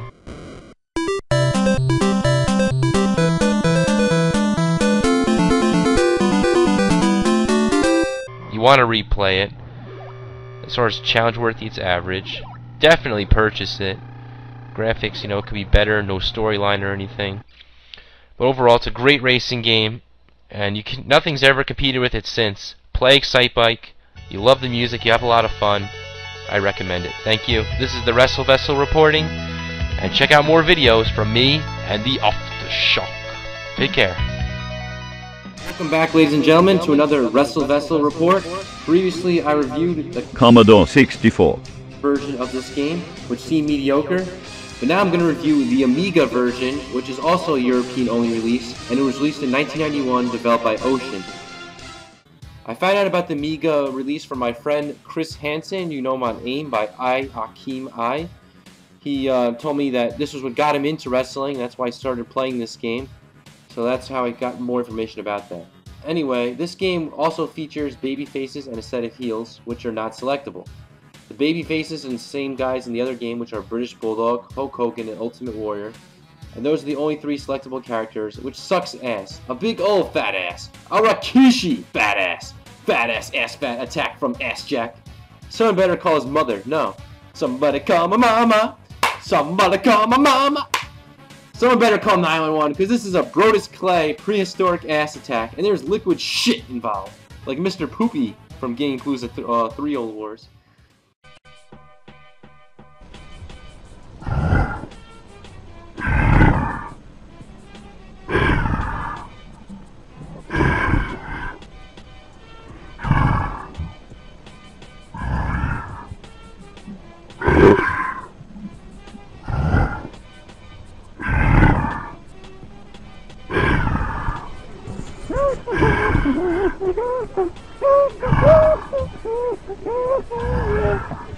Yo, my name's Shaq.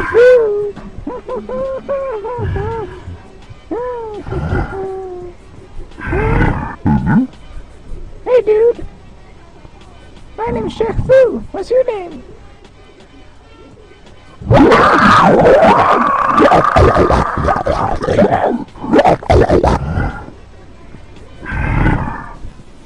Dude, did you just see that? He just ate Shaq Fu.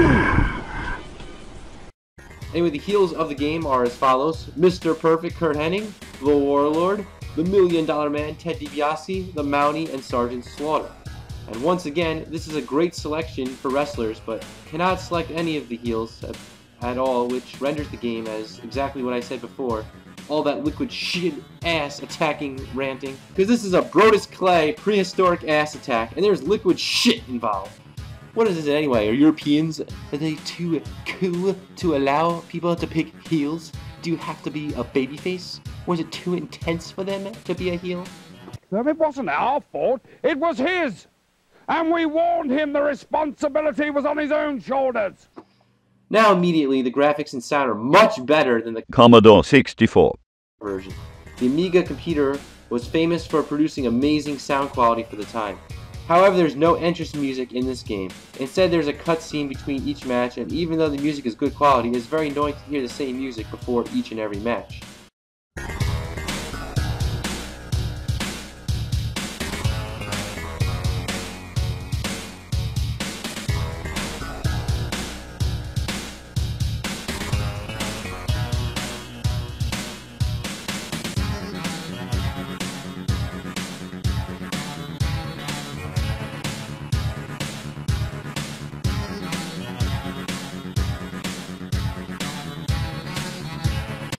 Now, the gameplay of the Amiga version of the game looks quite similar to the arcade hits Superstars and Wrestlefest. Unfortunately, the gameplay is not quite as good as Superstars and Wrestlefest, and here's the reason why. First of all, this game, just like the Commodore 64, has had the most basic moveset that Ocean Software could possibly get away with. Come on, McMahon, pay them more money. When it comes to doing a wrestling game, here we have the typical punch, kick, drop kicks, and well, holy shit! A goddamn pile driver. I'll give Ocean credit. The pile driver is pretty good, but as you can see here, Ocean Software didn't even get the punching sprites correct at all. Who the hell punches with their fingers pointed outwards? Is that even a punch, or is that an attempt to gouge out my eyes? Good thumb to the eye works every time, Jesse Ventura. Even though the punching absolutely sucks, you can always go outside the ring and beat your opponent with a steel chair. You like that? Take that, you son of a bitch! Eat my chair, you bastard!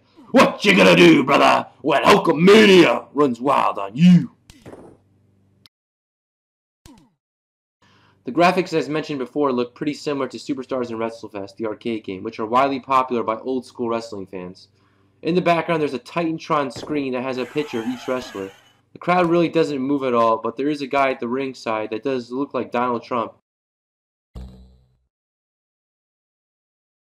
Judging by the look on his face, I don't think he's too happy with this shitfest of a wrestling game either. The character models actually look pretty cool, good for 1991. Each wrestler has the correct colors, clothing, and appearance. The ring looks like your typical WWF ring with the red, white, and blue ropes. The Commodore 64 version, the Amiga version, does have turnbuckles with the WWF logo. However, the ring apron is still blue, which does resemble a WCW apron. The outside of the ring has no floor mats, but instead has a wooden floor. What the hell is this? Some cheap house show? I'll give Ocean credit. The graphics may be the only good thing about this game as far as I can see.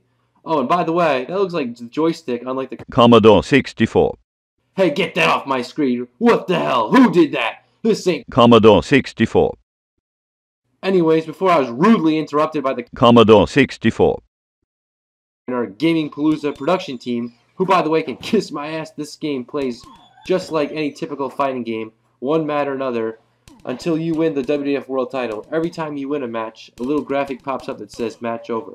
And the reason Ocean puts that match over graphic is the game was because if you were too lazy to design two separate graphics for you win and you lose.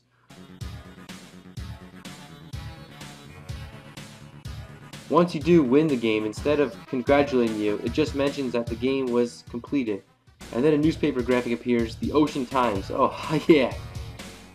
Apparently Ocean is quite newsworthy with their very own newspaper. So according to the headline, Hulk Hogan wins WWF. What?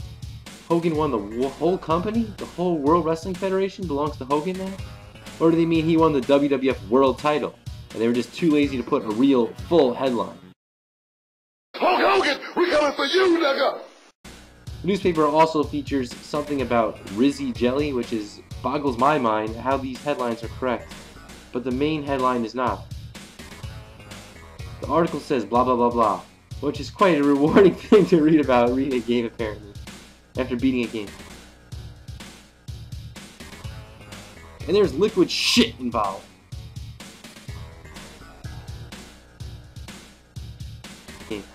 Apparently the Ocean Times is free, which is good because the only thing it's good for is wiping my ass. It's like playing that game Battle Tank, you know. It's good for punting into the ceiling or kicking it. Overall, the only good thing about the game is the graphics and the pile driver. You may like it. Commodore 64 Hey, get that thing off my screen. What the hell? That's it. I'll kick the whole production team ass right out of here. Check back for more Wrestlevessel reviews and listen to my commercial review as well on the classic Westchester County Fair. See you later.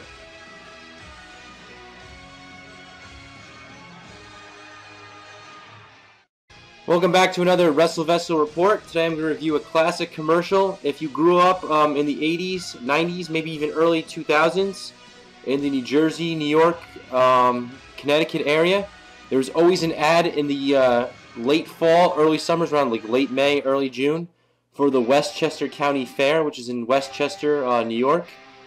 And I remember this commercial nonstop. Like, always would see it on Fox 5 or Channel 9, like in the morning of Saturday morning while I'm watching cartoons or WWF Superstars of Wrestling or shows like Teenage Mutant Ninja Turtles, things like that. It was just a classic, and I remember looking forward to it every single year.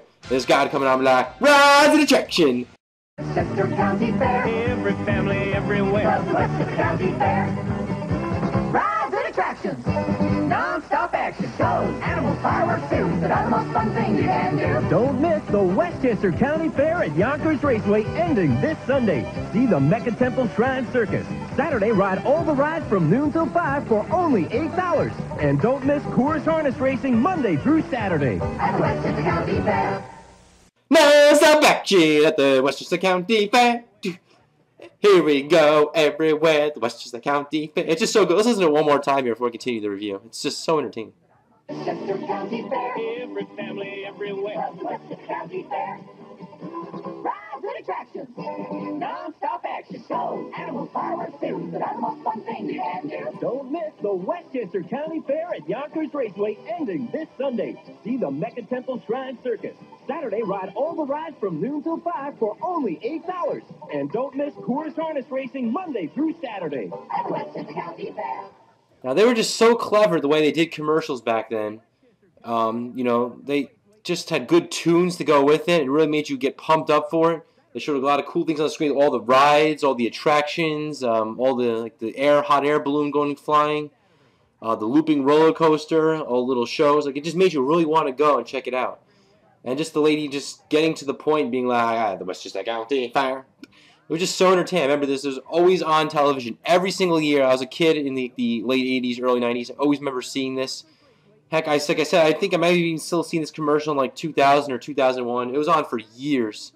And it was just so entertaining. I'm sure Aftershock might even have some stories about that, because this was always aired in New Jersey, New York, Connecticut area. And he grew up in Connecticut. And it's just some place I'd really recommend you going. And I have a lot of other classic commercials I remember from as a child, so I'm going to share some of those with you in the future. Let me know what you guys think of it, though. The Westchester County Fair, the best place to go. And just reading some of these comments here on YouTube here just shows you how amazing it is. As people saying they grew up, remember watching this. They never went to the fair itself, but this commercial is just so memorable. Someone even told a story about how they went towards one of the last years and their car got into an accident on the parkway on their way there. And there's just so many memories here, like the Yonkers Raceway, go to the Westchester County Fair. Just something I really recommend that you check out. Do you guys have any classic commercials from your local areas that they always hyped up? I remember some other ones, the Mentos commercials, maybe I do that in the future, or Action Park / Mountain Creek in my area. There's a ton of things out there that are just so memorable. So we're going to get into more of these commercial reviews in the future as well. Have a good one, guys, and hope you're enjoying the Wrestlevessel Report. Check out me and Aftershock as we continue to bring back some classic memories and keep Gaming Palooza going. Have a good one, everyone. This is the Wrestlevessel. Welcome back, ladies and gentlemen. The Wrestlevessel has returned from an entertaining week away on vacation down at a beach house with some wild stuff going on. And today I'm going to review an awesome game that was released in the arcade by Taito, and it was released in 1992. The game is called Ring Rage. Now let's start off with the superstars that are in this game. There are 5 selectable wrestlers, and none of them have names, but some look quite similar to real wrestlers. For example, we got Sergeant Slaughter. It's pretty obvious it's him. Apparently he learned a few tricks from Ricky the Dragon Steamboat as he spits fire at the fans. That's some smart marks there. Or maybe Slaughter's just trying to, set a fireball like the time he threw one in Hulk Hogan's eyes after WrestleMania 7.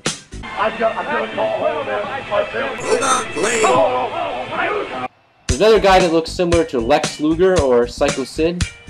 And it was definitely modeled off of one of them, but I can't really tell which one. You have to look at it closely and determine it for yourself. Or look at his moveset, I guess. There's also a guy that looks very similar to Big Vader. What time is it? It's Vader time! Except he has a different kind of mask than Vader does. But the suit looks pretty identical. There are also a few cruiserweights. There's small wrestlers and a boxer. And one of the cruiserweight guys looks like he's wearing karate attire, while the other one's wearing a ninja attire.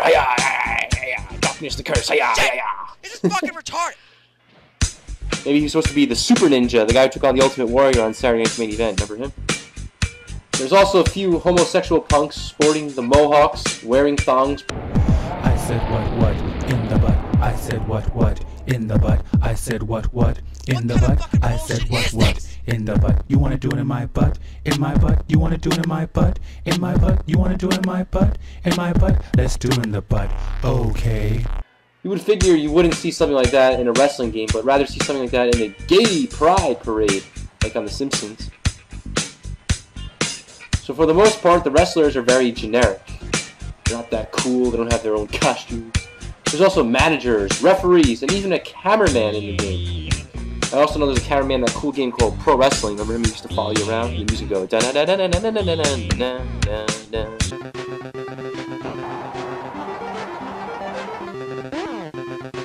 The Amazon, watch out. The gameplay is simple for the most part. The game has 4 players and 3 different modes. You got Tournament Mode, Battle Royal, and Extra Match. In the Tournament Mode, it's like regular matches and cage matches. Much like any fighting game, you have to fight your way to the main event and win the heavyweight championship of the world. The moveset is simple. You just have to punch and kick. Some of the moves are absolutely ridiculous. Take a look at that shit! When have you ever seen Sergeant Slaughter spit fire at his opponent? And he laughs while doing it. Ha ha! So damn awesome! Holy shit! How did his fat ass become so agile? Is Sergeant Slaughter a goddamn cruiserweight wrestler? Is he in the X division in TNA? Hey, where the hell did that come from? Apparently, the more you beat down on your opponent, it's very likely that a weapon might fly out of nowhere, and you're able to beat the shit out of your opponent. Yeah, take that, you son of a bitch! You like that red chisel? Tough shit you don't! Look, these Damien Demento's kicking himself with a blade. You can also knock the referee on his ass.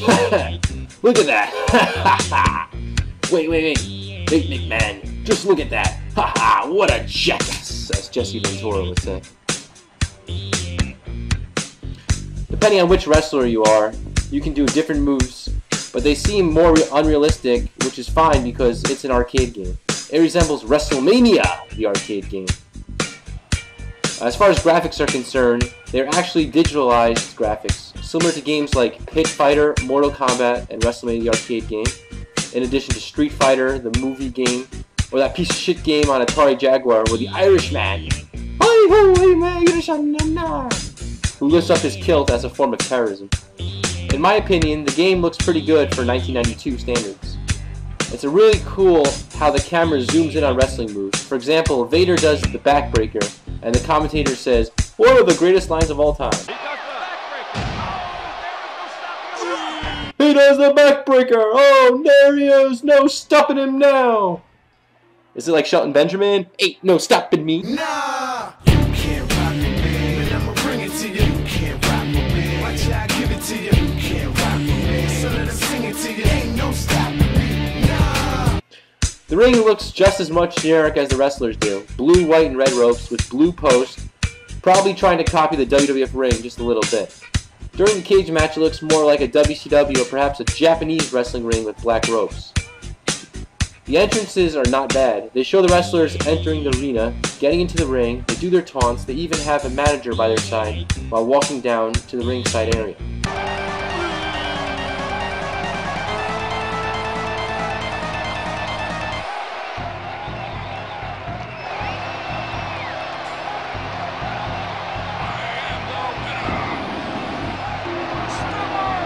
The crowd is fully animated. Not the greatest, but at least the crowd moves. One guy even holds up a sign.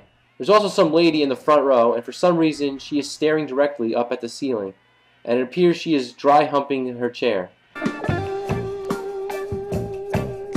What a dirty bitch. Look at that. When the ref goes for the 3 count, she pounds the chair even harder. The guy sitting next to her looks so goddamn annoyed, maybe because he wishes he was the chair.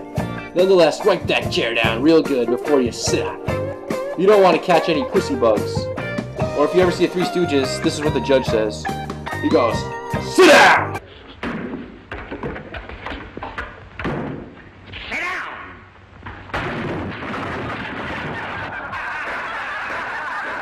Watch Disorder in the Court on the Three Stooges, classic episode. The sound is not bad for any early 90s wrestling game. The crowd sound effects can be annoying after a while, but everything else is actually pretty good. The punch and kick sound effects sound appropriate for an arcade game. You can hear the ref speak throughout the game, whether it's a 3 count or yelling at you to drop a weapon. 1, 2, 3. The wrestlers grunt while getting their asses kicked. You can hear cage being used during the cage matches, with sounds very realistic, even more so than today's wrestling games.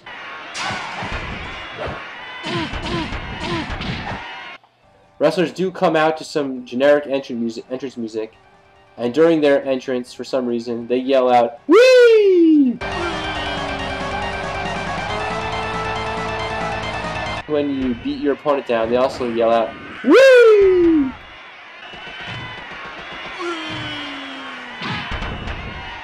They don't want to say, "Woo!" Instead they say, "Whee!" Like they're enjoying their swing ride or something. I don't want to offend anyone, but there's a pretty strong possibility that these wrestlers are very special individuals, if you know what I mean. Woo! Or perhaps they love the Nintendo Woo so much that they scream it during their matches. So, as mentioned before, the game is a tournament mode where you have to fight a number of matches in order to win the game. Between each match, there's a winner and loser screen where the wrestlers do their taunts. They also show the names of the wrestlers, which they do not show at the select screen or during the matches. That seems pretty odd to me. Timmy from South Park can't control himself for saying Timmy! Well, these wrestlers can't control themselves for saying Woo! It apparently sounds like Stepper!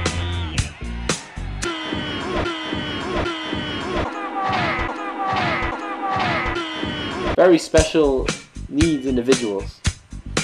So once you win the title, the announcer, who looks like Michael Buffer, announces that, ladies and gentlemen, boys and girls, let's get ready to rumble! No, he actually says, we have a new champion! And it shows an image with your wrestler wearing a tag team title belt and the caption of champion with your wrestler's name below it. And then you have to turn Syndrome loser screen again.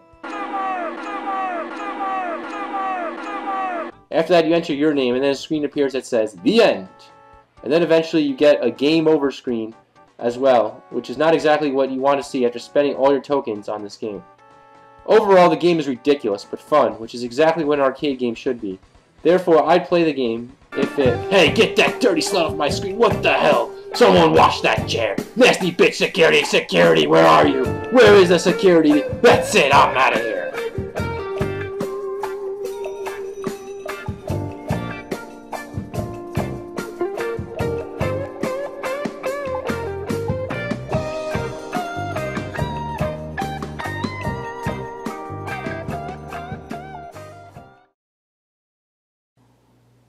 Alright, ladies and gentlemen, Wrestlevessel here at ringside. We're about to do a tag team matchup. This guy looks like Lex Luger is going to be teaming up with the Super Ninja. Their opponents are going to be Sergeant Slaughter, and a guy in a boxing outfit looks just like Montel Vontavious Porter. So let's go to the ring for this great tag team battle for the TWF Tag Team Championship. And there you can see Michael Buffer in the ring. There's a little square promo. Here comes some lady accompanying to the ring. The Ninja and the Lex Luger look like, or maybe Sid, I can't really tell.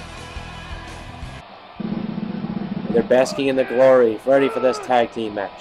And here come the opponents. It's Sergeant Slaughter, front and center with the turban, and Montel Vontavious Porter with their evil heel manager. Slaughter shoots fire at the crowd, and he's moving his fist pump.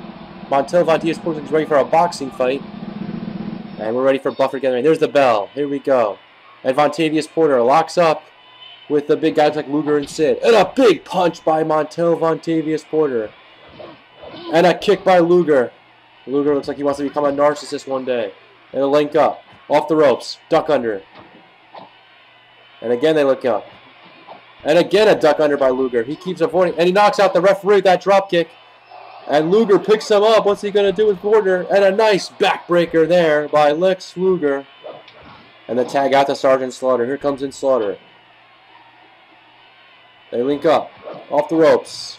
Slaughter moves out of the way. And a big side forearm there by Lex Luger. And he's going to tag out to the Super Ninja. The Ninja ready to do battle with Slaughter. Slaughter tags out to back to Porter. And the Ninja goes with a flying kick and a good stop. And a nice high-flying move there by the Ninja. Off the ropes comes the Ninja. And the tag back into Slaughter.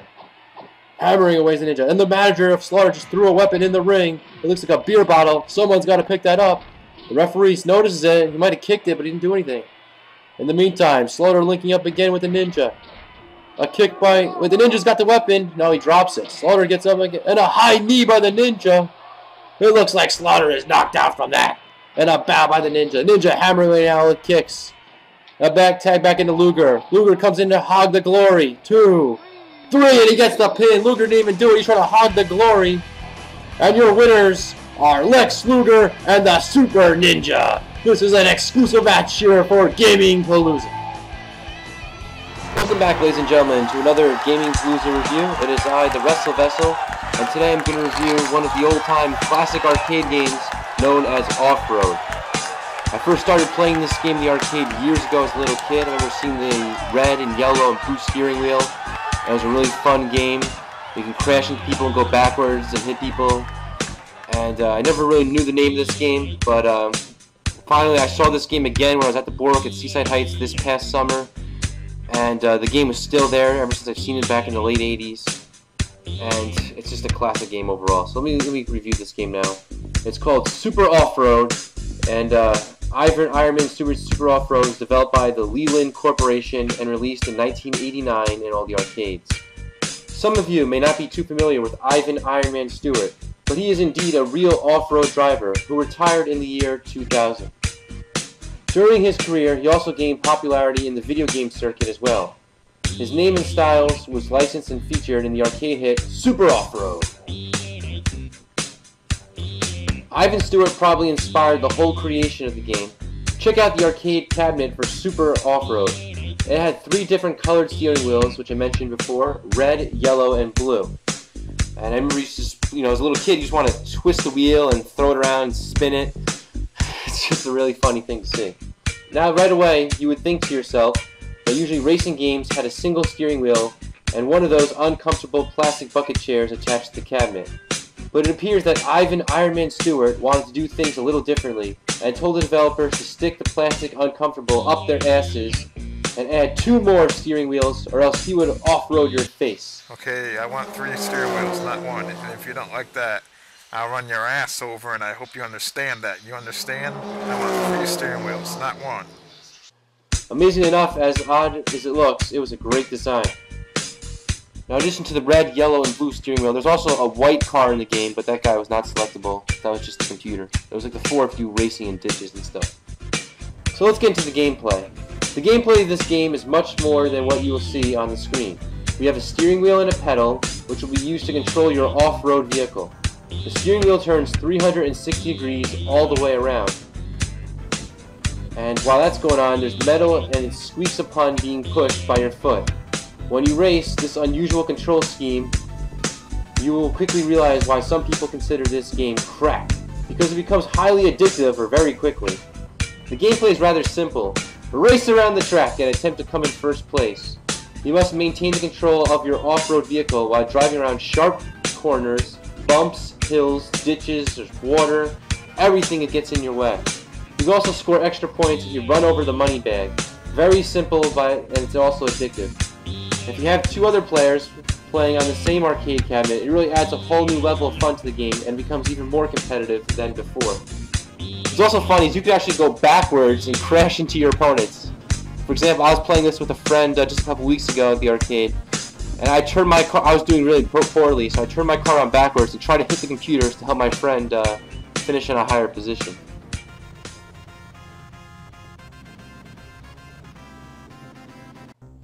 Graphics.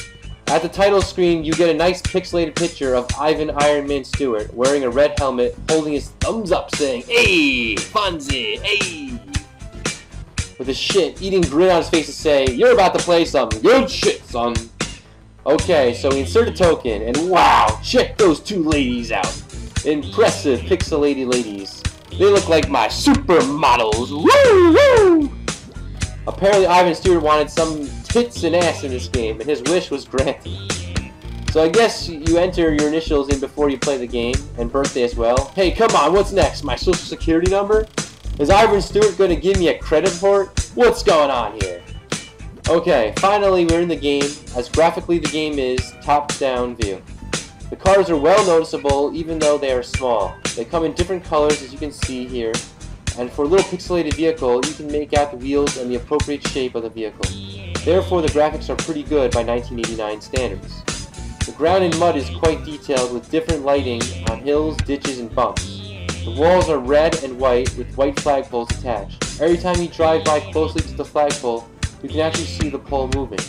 The vehicles also move realistically around the racetrack, over the hills and bumps. The graphics were pretty damn good for a 1989 racing game. There's also a little counter on the side that keeps track of what lap you're on as well.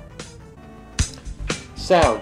Nothing specific about the sound. You have your standard video game music from the 80s, and the vehicle engine sound effects.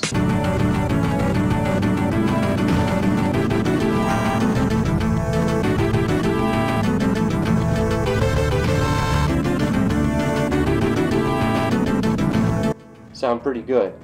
When you pass through the goal, you hear a home sound effect. The driver who happens to be lucky enough to be the first place winner will have his national anthem played, because you come from a different country, depending on what country you choose from at the beginning of the game.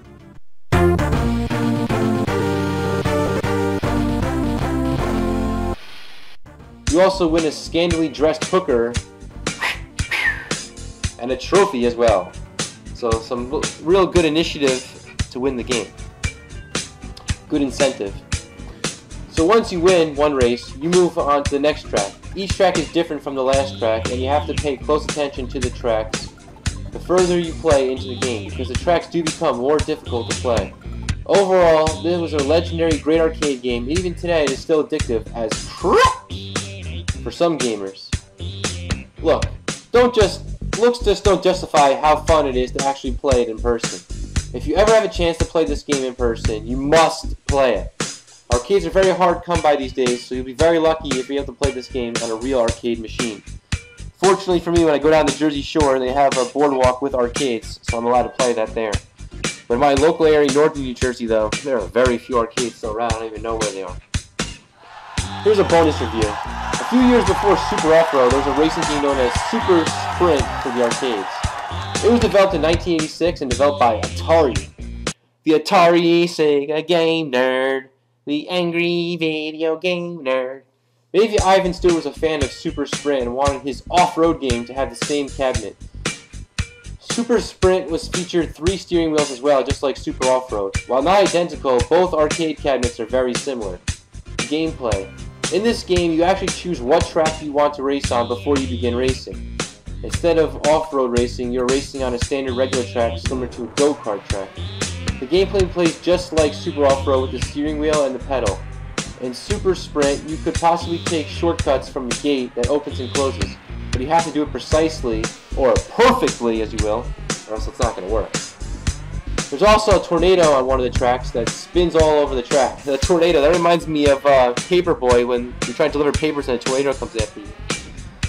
Once you hit the tornado, you lose control of your car, and they also added water or oil spills as well. Very creative for a 1986 racing game.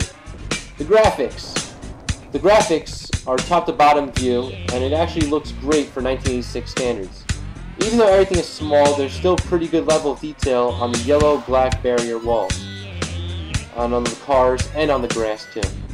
There's even a helicopter that flies into the view, giving you the illusion that you're watching from a high location, or a blimp view, as you will. The tornado spinning looks cartoonish like the Tasmanian Devil, but it still looks pretty good and entertaining. The winning screen shows your vehicles up close with a little shot, much more detail. Overall, the graphics are excellent on this game.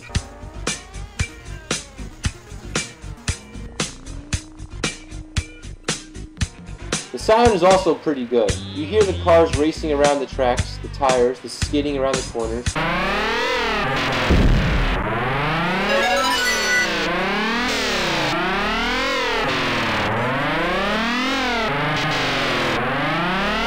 And there's also music at the winning screen, which is surprisingly isn't not that bad.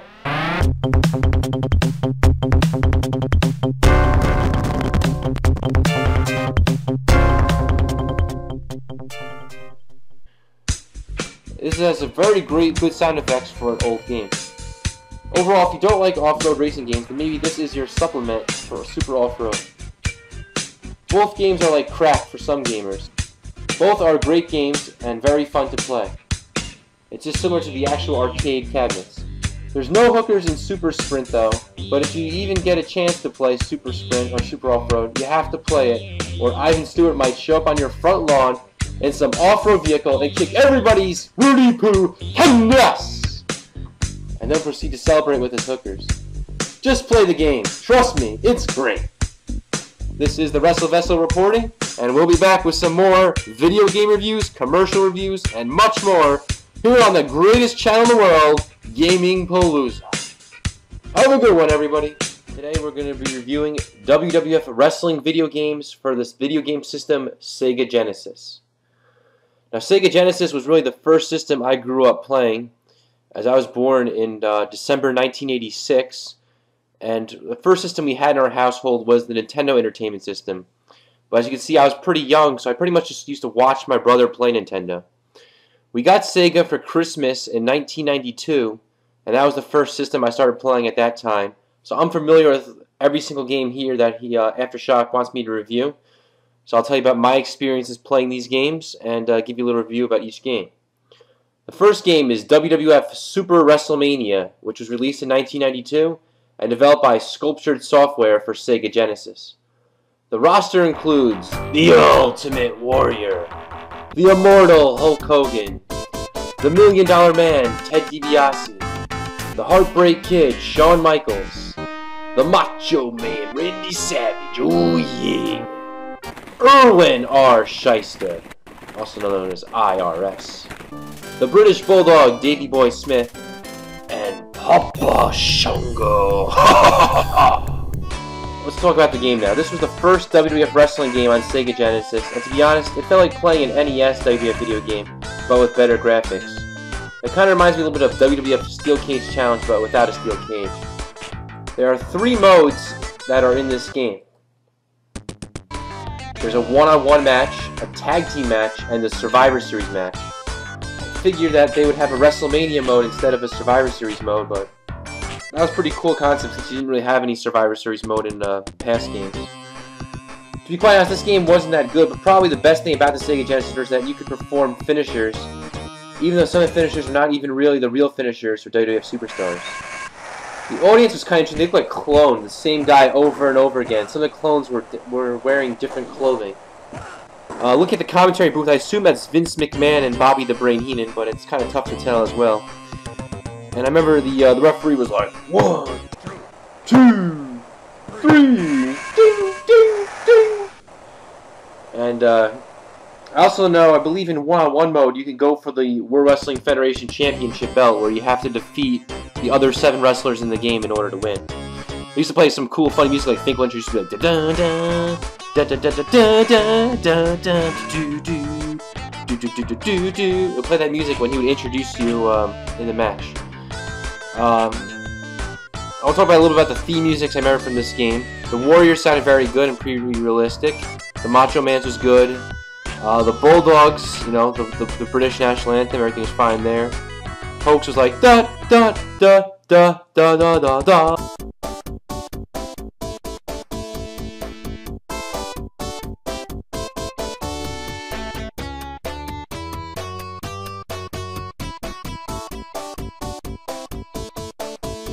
Now Michaels was kind of interesting. It was like dun dun dun do do do. It's like 1 for the money, 2 for the show, 3 to get ready, and 4 to go. 5 for the woman, 6 for my wealth, 7 for my health, and 8 for the da da da da da da da. I don't know. Michael's theme wasn't realistic compared to what it should be, and Shango's was kind of weird too. It was like boom boom boom boom dun dun dun. It's close, but not that realistic. And IRS has had completely fake music. It was like people paying their taxes, like it was very strange theme music for IRS. I had a glitch one time in this game where I was the Ultimate Warrior, and somehow he started walking around on top of the barricade, and he wouldn't come off. That was pretty funny. I've never seen anything like that before. In the game, the Warrior does the flying clothesline move, like he just jumps up and down, and then he just nails you out of nowhere with the clothesline. The Bulldog does his running power slam. Shawn Michaels does like a side suplex type maneuver, which I guess goes with his finisher at the time, because he really wasn't doing Sweet Chin music too much at that point. Savage does the elbow off the top rope. DiBiase, you got to go behind your opponent to get the $1 Million Dream, kind of hard to do. And Papa Shango does a shoulder breaker, and Hogan does a leg drop, but he just like doesn't run off the ropes. He just stands there right in front of you and nails it. So they did pretty much do their realistic finishers. And the gameplay was okay. I remember in Survivor Series mode, you would have to press A start to get another guy in the corner. You push the A start button at the same time. Because or otherwise you just have your 2 guys and then you'll never see you there too. So just make sure you press A start to get another healthy, fresh energy guy on the ring apron. It would have been cool if they had a Royal Rumble mode, maybe expand the roster to 12, but you know, it was the first game for Sega, so what do you expect? Step into the ring with the hottest WWF superstars like Hulk Hogan and Bret the Hitman Hart. Body slamming WrestleMania action is now on all video game systems.